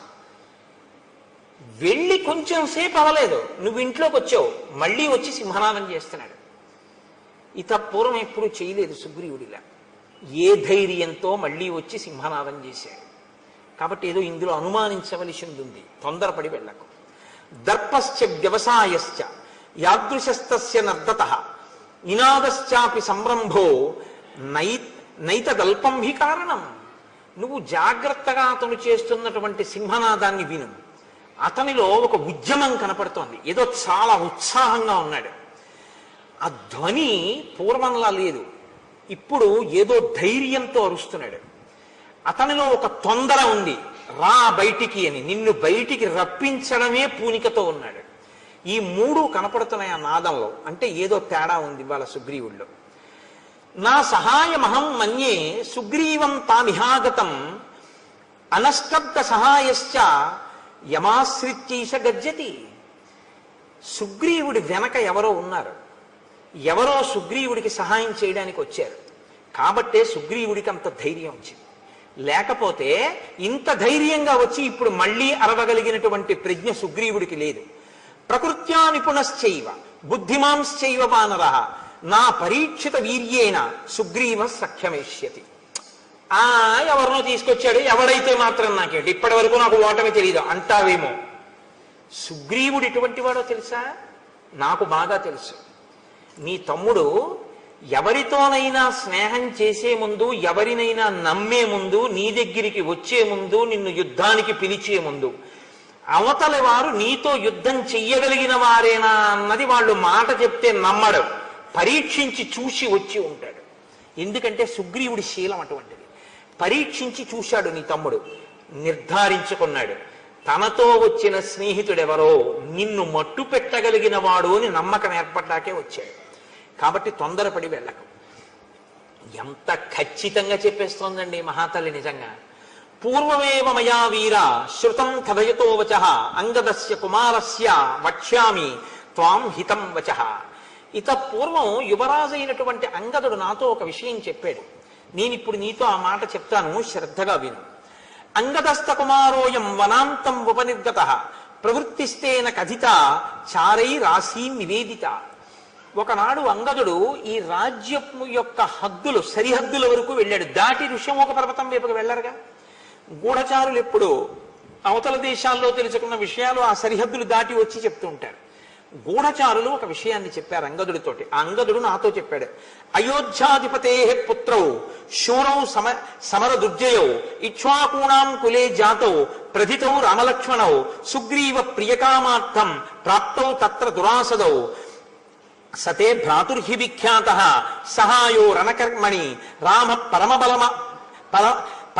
పరబలామర్ధి యుగాంతాగ్ని నిబోధితః. అయోధ్యాధిపతి అయినటువంటి దశరథ మహారాజు గారి పెద్ద కుమారుడైనటువంటి రామచంద్రమూర్తి తన తమ్ముడైనటువంటి లక్ష్మణుడితో కలిసి అరణ్యవాసానికి వచ్చాడు. రాముడు సామాన్యమైనటువంటి వీరుడు కాడు, చాలా గొప్ప శౌర్య పరాక్రమములు ఉన్నవాడు. అటువంటి రాముడు సుగ్రీవుడితో స్నేహం చేశాడు అని గూఢచారులు మనకి వర్తమానం చెప్పారు. నివాస వృక్ష సాధూనాం ఆపన్నానాం పరాగతి ఆర్తానాం సంశ్రయశ్చైవ యశశ్చైక భాజనం. మిగిలిన విషయాలు చెప్పడంలో తార ప్రజ్ఞ గురించి మీరు ఆలోచించక్కర్లేదు. ఇది చెప్పడానికి తార ప్రజ్ఞావంతురాలు అని మీరు చెప్పవలసి. మిగిలినవి ఒక రాజు భార్యగా ఆమె తన అనుభవంతో పసిగట్టగలిగింది అని మీరు అనుకోవచ్చు. కానీ ఇది చెప్పాలంటే పూర్వపుణ్యం ఉంటే తప్ప చెప్పలేరు. గత జన్మలలో చాలా పుణ్యం చేసి ఈశ్వరుడి యొక్క అనుగ్రహం పొందిన వాళ్ళకే ఈశ్వరుడి యొక్క స్వరూపం గురించినటువంటి జ్ఞానము భాషిస్తుంది. ఆవిడ రాముడెవరో పసిగట్టేసింది. అందుకే కిష్కింధకాండలో తార విరుపు అన్నాను నేను. ఈ శ్లోకాన్ని తార చెప్పకపోతే, తార ఉపన్యాసం అంతా ఒకెత్తు గొప్పదే, కానీ ఈ శ్లోకం వల్ల తార జాజ్వల్యమానమైనటువంటి స్థానాన్ని పొందేసింది కిష్కింధకాండలో. నివాస వృక్ష సాధూనాం ఆపన్నానాం పరాగతి ఆర్తానాం సంశ్రయశ్చైవ యశశ్చైక భాజనం. రాముడు ఒక చెట్టు. రాముడు ఎటువంటి చెట్టు అంటే అది పూలతో పళ్ళతో నిండినటువంటి ఒక పెద్ద మహావృక్షం. రాముడు అనబడేటటువంటి చెట్టు యొక్క పాదములను ఎవరు ఆశ్రయిస్తారో వాళ్ళకి నీడనిస్తుంది. మీరు ఒకటి గమనించండి, మీకు నీడ కావాలి, చెట్టు అక్కడ ఉంది, మీరు చెట్టు కిందకి వెళ్ళాలా, చెట్టు మీ దగ్గరికి వస్తుందా? మీరు చెట్టు కిందకి వెళ్ళాలి. చెట్టు కిందకి మీరు వెళ్ళాలి తప్ప మీరు ఇక్కడ కూర్చుని ఓ చెట్టా నాకు నీడని అంటే చెట్టు నీడనివ్వదు. మీరు చెట్టు యొక్క మూలమును పాదమును ఆశ్రయించారనుకోండి, చెట్టు నీడనిచ్చేస్తుంది. మీరు దాని పాదాలు పట్టుకుంటే నీడనిస్తుంది. పాదాలు పట్టుకుని మీరు నించున్నప్పుడు మీకు నీడనిచ్చేటప్పుడు నువ్వు స్త్రీవా పురుషుడివా, చదువుకున్నవాడివా చదువుకోని వాడివా, ధనవంతుడివా పేదవాడివా, ఆచరణ ఉన్నవాడివా లేనివాడివా, ఇవన్నీ ఏమి చూడదు. నీడనివ్వడం ఆ చెట్టు యొక్క ప్రయోజనం, ఆ చెట్టు యొక్క లక్షణం అంతే. నీకన్నా ముందు సుగ్రీవుడు చేరిపోయాడు ఆ చెట్టు కింద. రాముడనేటటువంటి చెట్టు నీడలో సుగ్రీవుడు ఉన్నాడు, చెట్టు బయట ఎండలో నువ్వు ఉన్నావు. రాముణ్ణి ఆశ్రయించి సుగ్రీవుడు ఉంటే నాకేమిటి, నాకు బలం ఉందంటావేమో, అలాంటి చెట్టు లోకంలో ఇంకొకటి లేదు, అదొక్కటే చెట్టు. రాముణ్ణి ఆశ్రయించిన వాడిని నిగ్రహించడం ఇంకొకరికి చేత కాదు, నీ బలం పనికిరాదు. నీ మొదటి ఓటమి చిట్ట చివరి ఓటమి ఇదే అవుతుంది. ఎందుకంటే ఇంకొకసారి యుద్ధం చేసే అవకాశం నీకుండదు. సుగ్రీవుడి మీదకి యుద్ధానికి వెళ్ళడం అంటే రాముడి మీదకి వెళ్ళడమే. ఎందుకంటే సుగ్రీవుడికి రాముడికి మైత్రి కుదిరింది, సుగ్రీవుడి ప్రాణం రాముడు పోనివ్వడు. ఆ ధైర్యమే ఆయన సింహనాదంలో వినపడుతోంది. నువ్విప్పుడు సుగ్రీవుడి మీదకి యుద్ధానికి వెళ్ళడం, రాముడి మీదకి యుద్ధానికి వెళ్ళడం, రాముణ్ణి నిగ్రహించగలిగిన శక్తి నీకు కాదు, 3 లోకములలో ఎవరికీ లేదు. కాబట్టి నా మాట విను. నివాస వృక్ష సాధూనాం ఆపన్నానాం పరాగతి ఆర్తానాం సంశ్రయశ్చైవ యశిశీక భాజనం, అదొక్కటే చెట్టు. ఆర్తి కలిగిన వారు, శరణాగతి చేసిన వారు అందరూ ఆ చెట్టుని ఆశ్రయించవలసి ఉంటుంది. అది ముందు నీడనిస్తుంది, తర్వాత పువ్వులు ఇస్తుంది, పళ్ళు ఇస్తుంది, అన్నీ ఇస్తుంది. కాబట్టి ఇప్పుడు నీడనిచ్చింది, రేపు పూలు పళ్ళు అనబడేటటువంటి రాజ్యాన్ని ఇచ్చేస్తుంది, నిన్ను పడగొట్టేస్తుంది. కాబట్టి నా మాట విను, నువ్వు యుద్ధానికి వెళ్ళొద్దు. జ్ఞాన విజ్ఞాన సంపన్నో నిదేశే నిరతప్పితు ధాతూనామివ శైలేంద్రో గుణానాం అకరో మహాన్. ఆయన హిమవత్ పర్వతము ధాతువులన్నింటికీ ఎలా ఒక స్థావరమో, రాముడనబడేటటువంటి వాడు గుణములన్నింటికీ నిధి. తక్షమోన విరోధస్తే సహతేన మహాత్మన దుర్జయేన ప్రమేయేన రామేణ రణకర్కసు. అటువంటి రాముడితో విరోధం పెట్టుకోకు. సుగ్రీవుడితో విరోధం అని నువ్వు అనుకుంటున్నావు. ఇప్పుడున్న పరిస్థితుల్లో సుగ్రీవుడితో విరోధమే రాముడితో విరోధం. కాబట్టి రాముడితో విరోధం వద్దు. శూరవక్ష్యామితే కించిత్ నచేచ్ఛామ్యభ్యసూయితుం శ్రూయతాం క్రియతాం చైవ తమ వక్ష్యామి యద్ధితం. నాకు తెలుసు ఇప్పటి వరకు ఓటమి నిరగనివాడివి కాబట్టి రాముడంత గొప్పవాడు అంటే నీకు కోపం వస్తుంది, ఇంకోళ్ళని పొగడడం నీకు ఇష్టం ఉండదు. కానీ నా మీద కోపగించకుండా నేను చెప్పింది విను. నేను మీతో మనవి చేసింది ఇది. అన్నీ వింటాడు, చక్కగా వింటాడు. భార్య చెప్తే వద్దనండవు, అన్నీ వింటాడు, తను చేసేదే చేస్తాడు. అందుకే చచ్చిపోయాడు. నేను ఈ మాట ఎందుకు అంటున్నానో తెలుసా అండి? భార్య మంత్రి, ఆవిడ కన్నా నీ ఆనందాన్ని నీ అభ్యున్నతిని కోరుకునే వాళ్ళు ఉండరు. కాబట్టి ఆవిడ మాట వినవలసి ఉంటుంది కొన్నిసార్లు. కానీ ఆవిడ తప్పు చెప్తోందన్నప్పుడు దిద్దే అధికారం పురుషుడికి ఎప్పుడు ఉంటుంది. దిద్దాలి కూడా భర్త, కేవలం అనుసరించకూడదు. మంచి స్వీకరించాలి, చెడుని వద్దు అలా మనం చేయకూడదు, అలా వద్దని చెప్పగలగాలి. అది అనడు ఇది అనడు, అన్నీ వింటాడు, యుద్ధానికి ఎడతాడు. అది వాలితో వచ్చిన పెద్ద చిక్కు. కాబట్టి ఇప్పుడు ఆవిడంది యవ్వరాజ్యేన సుగ్రీవం తూర్ణం సార్థభిషేయచ విగ్రహం మా కృధా వీర భ్రాత్ర రాజన్ బలీయస. ఇందుకయా సుగ్రీవుడితో నీకు వైరం? నీ తోడ పుట్టినవాడయా, ఒక ప్రమిదలో వెలుగుతున్నటువంటి 2 జ్యోతులు మీ ఇద్దరు. ఆయన ఏం తప్పు చేశాడు నువ్వు అసలు రాజ్యం నుంచి? ముత్సజ్జురు వైరముత్సృజ్య దూరత. నువ్వు చక్కగా సుగ్రీవుడితో స్నేహం చేసి రాముడితో స్నేహం చేసి వాళ్ళిద్దరితో ప్రీతిపాత్రంగా ప్రవర్తించడం మొదలుపెట్టు, నువ్వు మరింత బలపడిపోతావు. లాలనీయోహితే భ్రాత యవీయానేషవానరా తత్రవా సన్నిహస్తోవా సర్వదా బంధురేవతే. నీ తమ్ముడే అతను, నీ చేత లాలింపబడడానికి యోగ్యుడు, అతని మీద కోపం పెట్టుకుంటానంట ఏంటి? కోపం పెట్టుకోకు. ఇక్కడ ఉండని, అరణ్యంలో ఉండని, సుగ్రీవుడు నీకు తమ్ముడు అంతే, ఈ జన్మకంతే ఇంకా మీ బంధం. అటువంటి తమ్ముడిని ఎందుకు దూరం చేసుకుంటావు? పిలిచి యమరాజ్య పట్టాభిషేకం చేయి. నహితేన సమం బంధుం భువి పశ్యామి కంచన దానమానాది సత్కారై కురుష్వ ప్రత్యనంతరం. నాకు తెలుసున్నంత వరకు వాలి సుగ్రీవుడి వంటి బంధువు నీకు ఈ లోకంలో లేడు. తమ్ముడు నీ ఎందంత ప్రీతి ఉన్నవాడు, నీ సేవకుడుగా బతికేటటువంటి వాడు. ఎందుకు దూరం చేసుకుని అతన్ని చంపుతానంటావు, అతని మీదకి యుద్ధానికి ఎడతానంటావు? వెళ్ళకు. హాయిగా పిలిచి అంతఃపురంలో కూర్చోబెట్టి అతనికి కావలసినటువంటివన్నీ సమకూర్చు, సంతోషపడిపోయి నీ దగ్గర చేతులు కట్టుకుని వంగి నమస్కరిస్తూ నీ వెంట ఉంటాడు. వైరమే తత్సముత్సృజ్య తమ పార్శ్వే సతిష్టతు సుగ్రీవో విపులగ్రీవ తమ బంధు సదామత. నీకు కుడి భుజం ఎలా ఉంటుందో బలంలో, సుగ్రీవుడు నీకు పక్కనుంటే అంత బలంగా ఉంటుంది. అందుకని ఆయన్ని మించిన వాడు లేడు. కాబట్టి సుగ్రీవుడితో స్నేహం చేయి. భ్రాతు సౌహృదమాలంబ నాణ్యా గతిరిహాస్థితే. నువ్వు సుహృద్భావాన్ని నీ తమ్ముడు యందు చూపించావా నా మాట విను. సాధువాక్యం కృష్వమే, నీ చెప్పినటువంటి మంచి మాట నువ్వు చెయ్యి. నేను చెప్పినటువంటి హితవచనములను కానీ నువ్వు తప్పకుండా ఆచరిస్తే, యుద్ధం చెయ్యకుండా రాముడితో సుగ్రీవుడితో స్నేహం చేస్తే 10 కాలాలు సంతోషంగా మనం జీవించగలం. ప్రసీద పద్యం శృణుజల్పితం హిమే నరోషమేవాను విధాతుమర్హసి క్షమోహితే కొసలరాజసూనున నిగ్రహ శక్ర సమాన తేజస. ఇంద్రుడితో సమానమైనటువంటి రాముని తేజస్సుని నిగ్రహించడానికి నువ్వు సరిపోవు. ఆ రాముడు సుగ్రీవుడి వెనక ఉన్నాడు. స్పష్టంగా చెప్తున్నాను, నా మాట నమ్ము. యుద్ధానికి వెళ్ళకు. సుగ్రీవుణ్ణే లోపలికి పిలిచి అవరాజ్యమి. పరమ సంతోషంగా మీ అందరూ హాయిగా ఉంటారు. నా మాట విని నేను చెప్పిన మాట ఆచరిస్తే నేను ఎంతో సంతోషిస్తాను అని తార వాలితో చెప్పింది. వాలి ఏం చేస్తాడో రేపు చూద్దాం. ఎందుకంటే వాలి ఏం చేస్తాడో మొదలుపెట్టాను అనుకోండి, అమంగళం వైపుకి పెడుతుంది, మరణం వైపుకి తీసుకెళ్ళవలసి ఉంటుంది. అందుకని ఇవాళ భార్య ప్రీతిగా చెప్పింది, రేపేం చేస్తాడో చూద్దామన్న మంగళకర ఘట్టం దగ్గర ఆపే ప్రయత్నాన్ని చేస్తాను. ఇవాళ రోజు మనం రామనామం కదా చెప్తున్నాం. ఇవాళ రామనామ స్థానంలో ఒక ప్రత్యేక కార్యక్రమం ఒకటి మీరు కొద్దిసేపు అవధరించండి.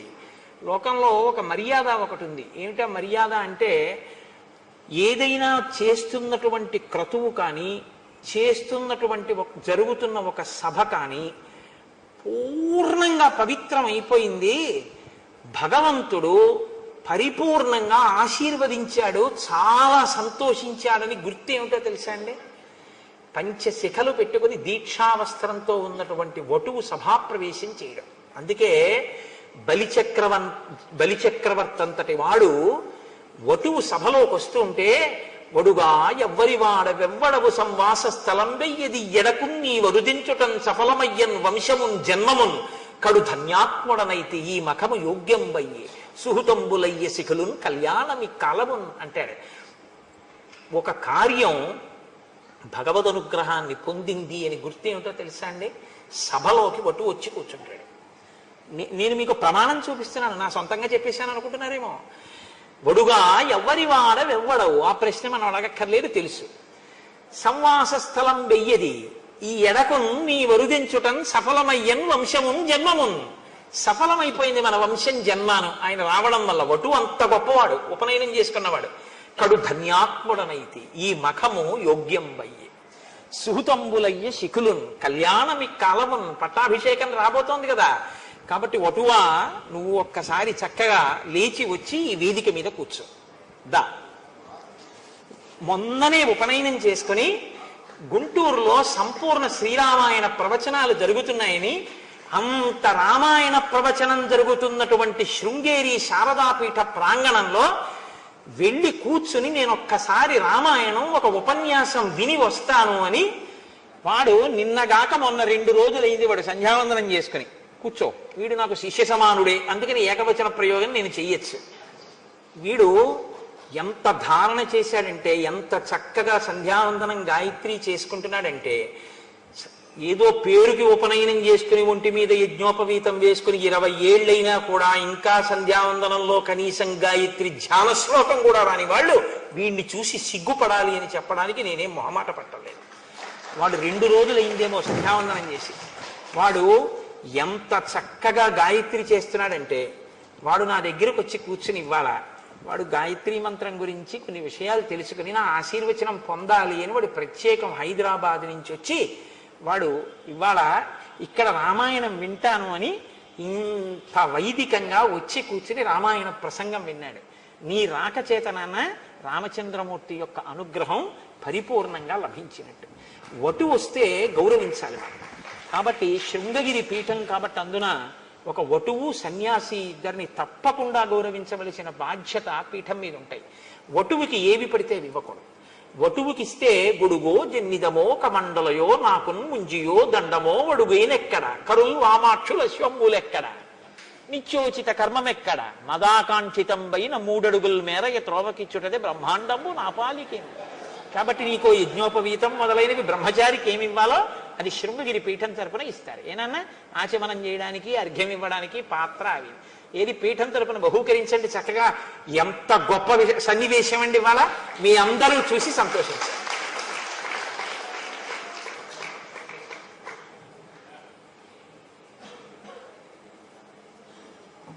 ఇవ్వండి, చక్క ఒక్కొక్కటి తీసి ఇవ్వండి వాడికి. దర్భాసనం పరమ పవిత్రం, అది వేసుకుని చక్కగా సంధ్యావందనం చేసుకో. ఏది నువ్వు లే ఒక్కసారి కూర్చో.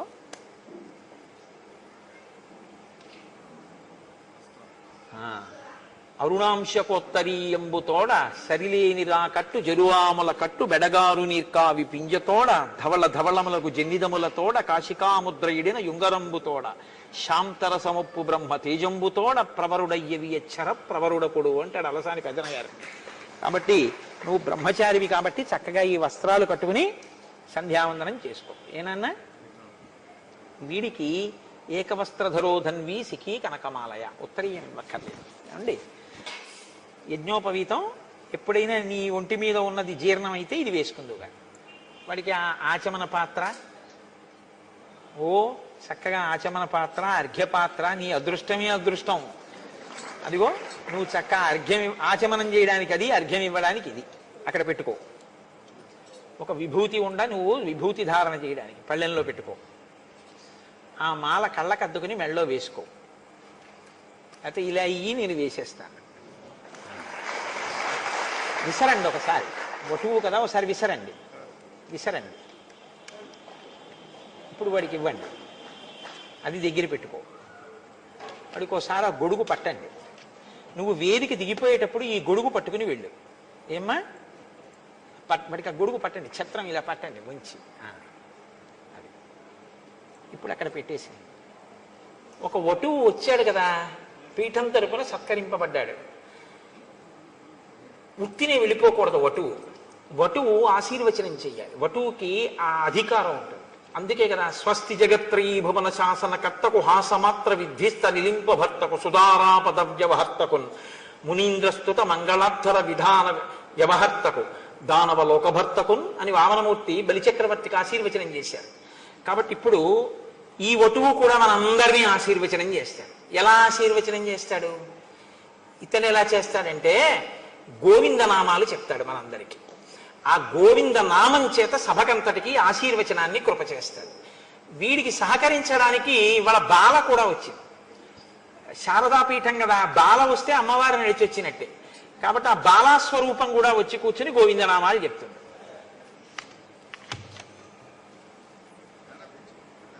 ఓ చిన్న ఆసనం ఏదైనా వేయండి, తీసుకో నాన్న.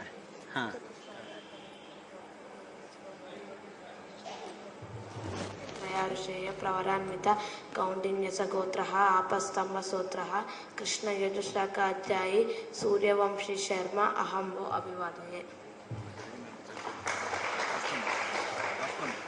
వస్త్రం పట్టు, వస్త్రం పట్టు నాన్న. నీ ఉత్తరీయం ఇలా పట్టు, అలా పట్టు. అవి మీ అమ్మగారితో, మీ అమ్మగారి కన్నా గురువు గారి ఇంట్లో వండించుకోవాలి కాబట్టి మీ నాన్నగారిని వండి పెట్టమని తిను.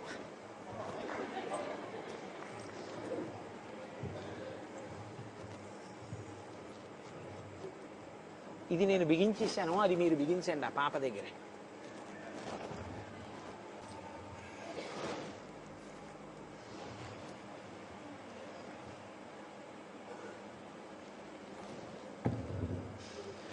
గోవింద హరి గోవింద గోకుల నందన గోవింద వచ్చినప్పుడు మనం కూడా అనొచ్చు. ప్రారంభం చేయనన్న.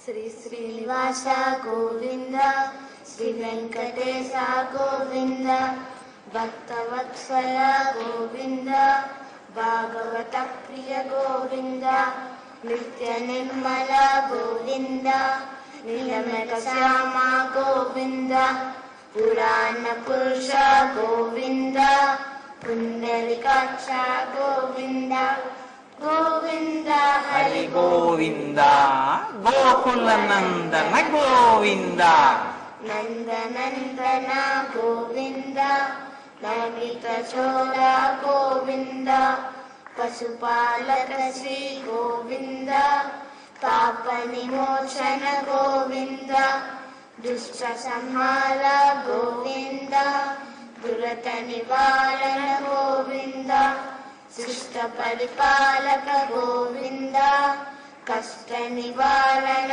గోవింద గోవింద హరి గోవింద గోకుల నందన గోవింద వజ్రమకుటధర గోవింద వరాహమూర్తి గోవింద గోపీజనల గోవింద గోవర్ధనోదార గోవింద దశరథ నందన గోవింద దశముఖమర్దన గోవింద పక్షివాహన గోవింద పాండవ ప్రియ గోవింద గోవింద హరి గోవింద గోకుల నందన గోవింద మత్స్యకూర్మ గోవింద మధుసూదన హరి గోవింద వరాహ నరసింహ గోవింద వానర గురుగ్రామ గోవింద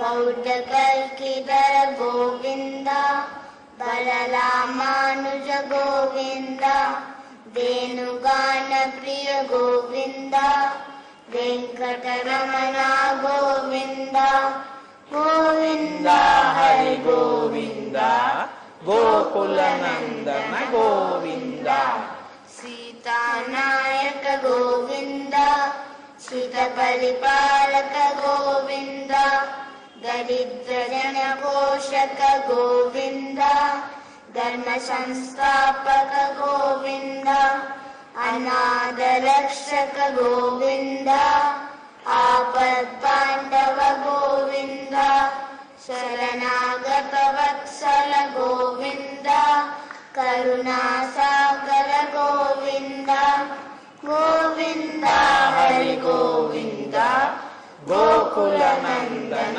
గోవింద కమలదలాక్ష గోవింద కామిత ఫలదాత గోవింద పాప వినాశక గోవింద పాయి మురారే గోవింద శ్రీముద్రాంకిత గోవింద శ్రీవత్సాంకిత గోవింద దళనీ నాయక గోవింద దినకర తేజ గోవింద గోవింద హరి గోవింద గోకుల నందన గోవింద పద్మావతి ప్రియ గోవింద ప్రసన్నమూర్తి గోవింద అభయాస్త ప్రదర్శన గోవింద మధ్యావతార గోవింద శంఖ చక్రధర గోవింద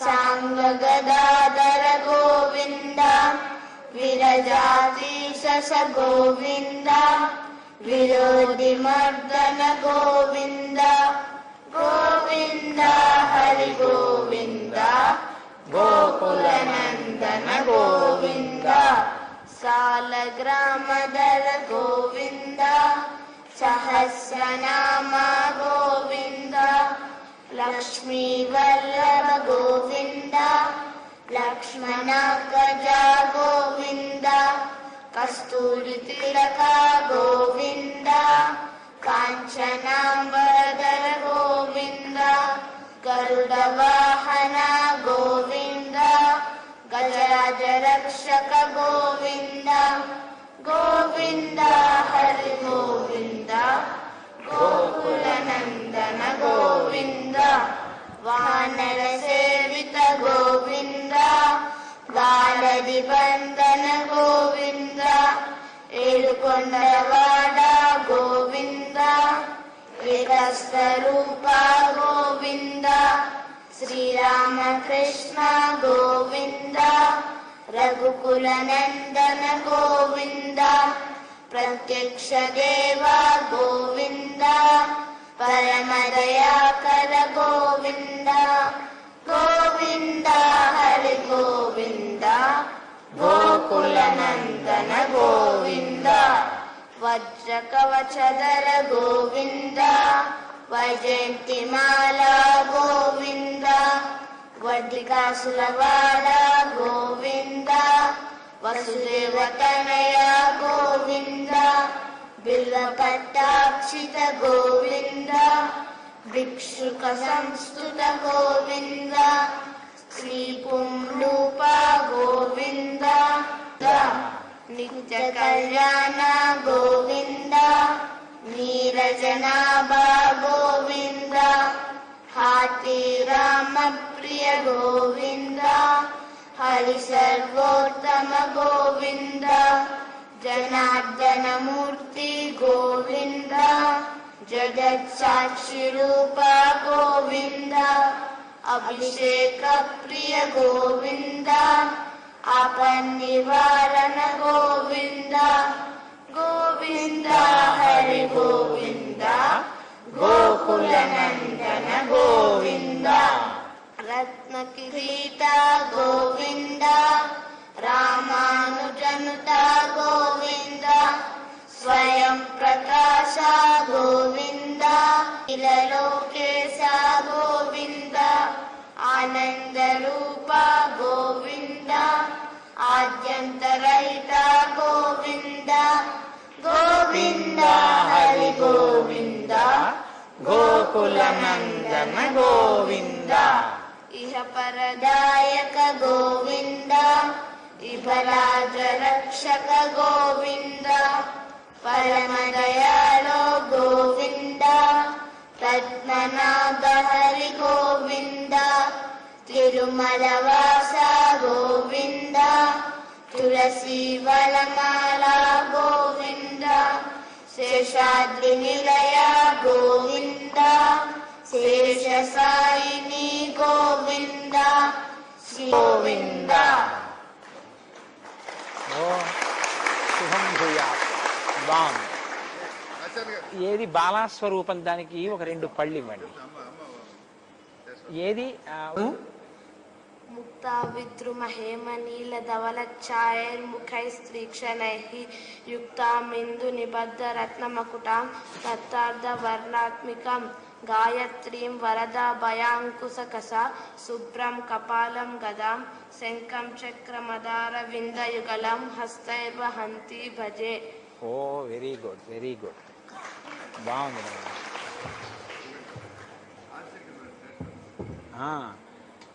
భవతి జాయమానోన్నాంకే దుర్షామేత్యగ్రే భాగం దేవేభ్యో విదదాధ్యాయన్ ప్రచంద్రమా స్థిరతి దీర్ఘమాయుః. యాదాస్తం విపరీతనా. శారదమ్మ వారి శేషవస్త్రం. ఇప్పుడు ఇది ఇలా అయ్యే చెప్తాను.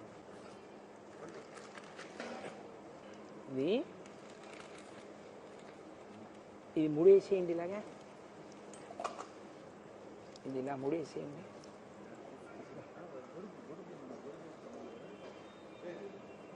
ఇచ్చేస్తారా? గొడుగేసుకో.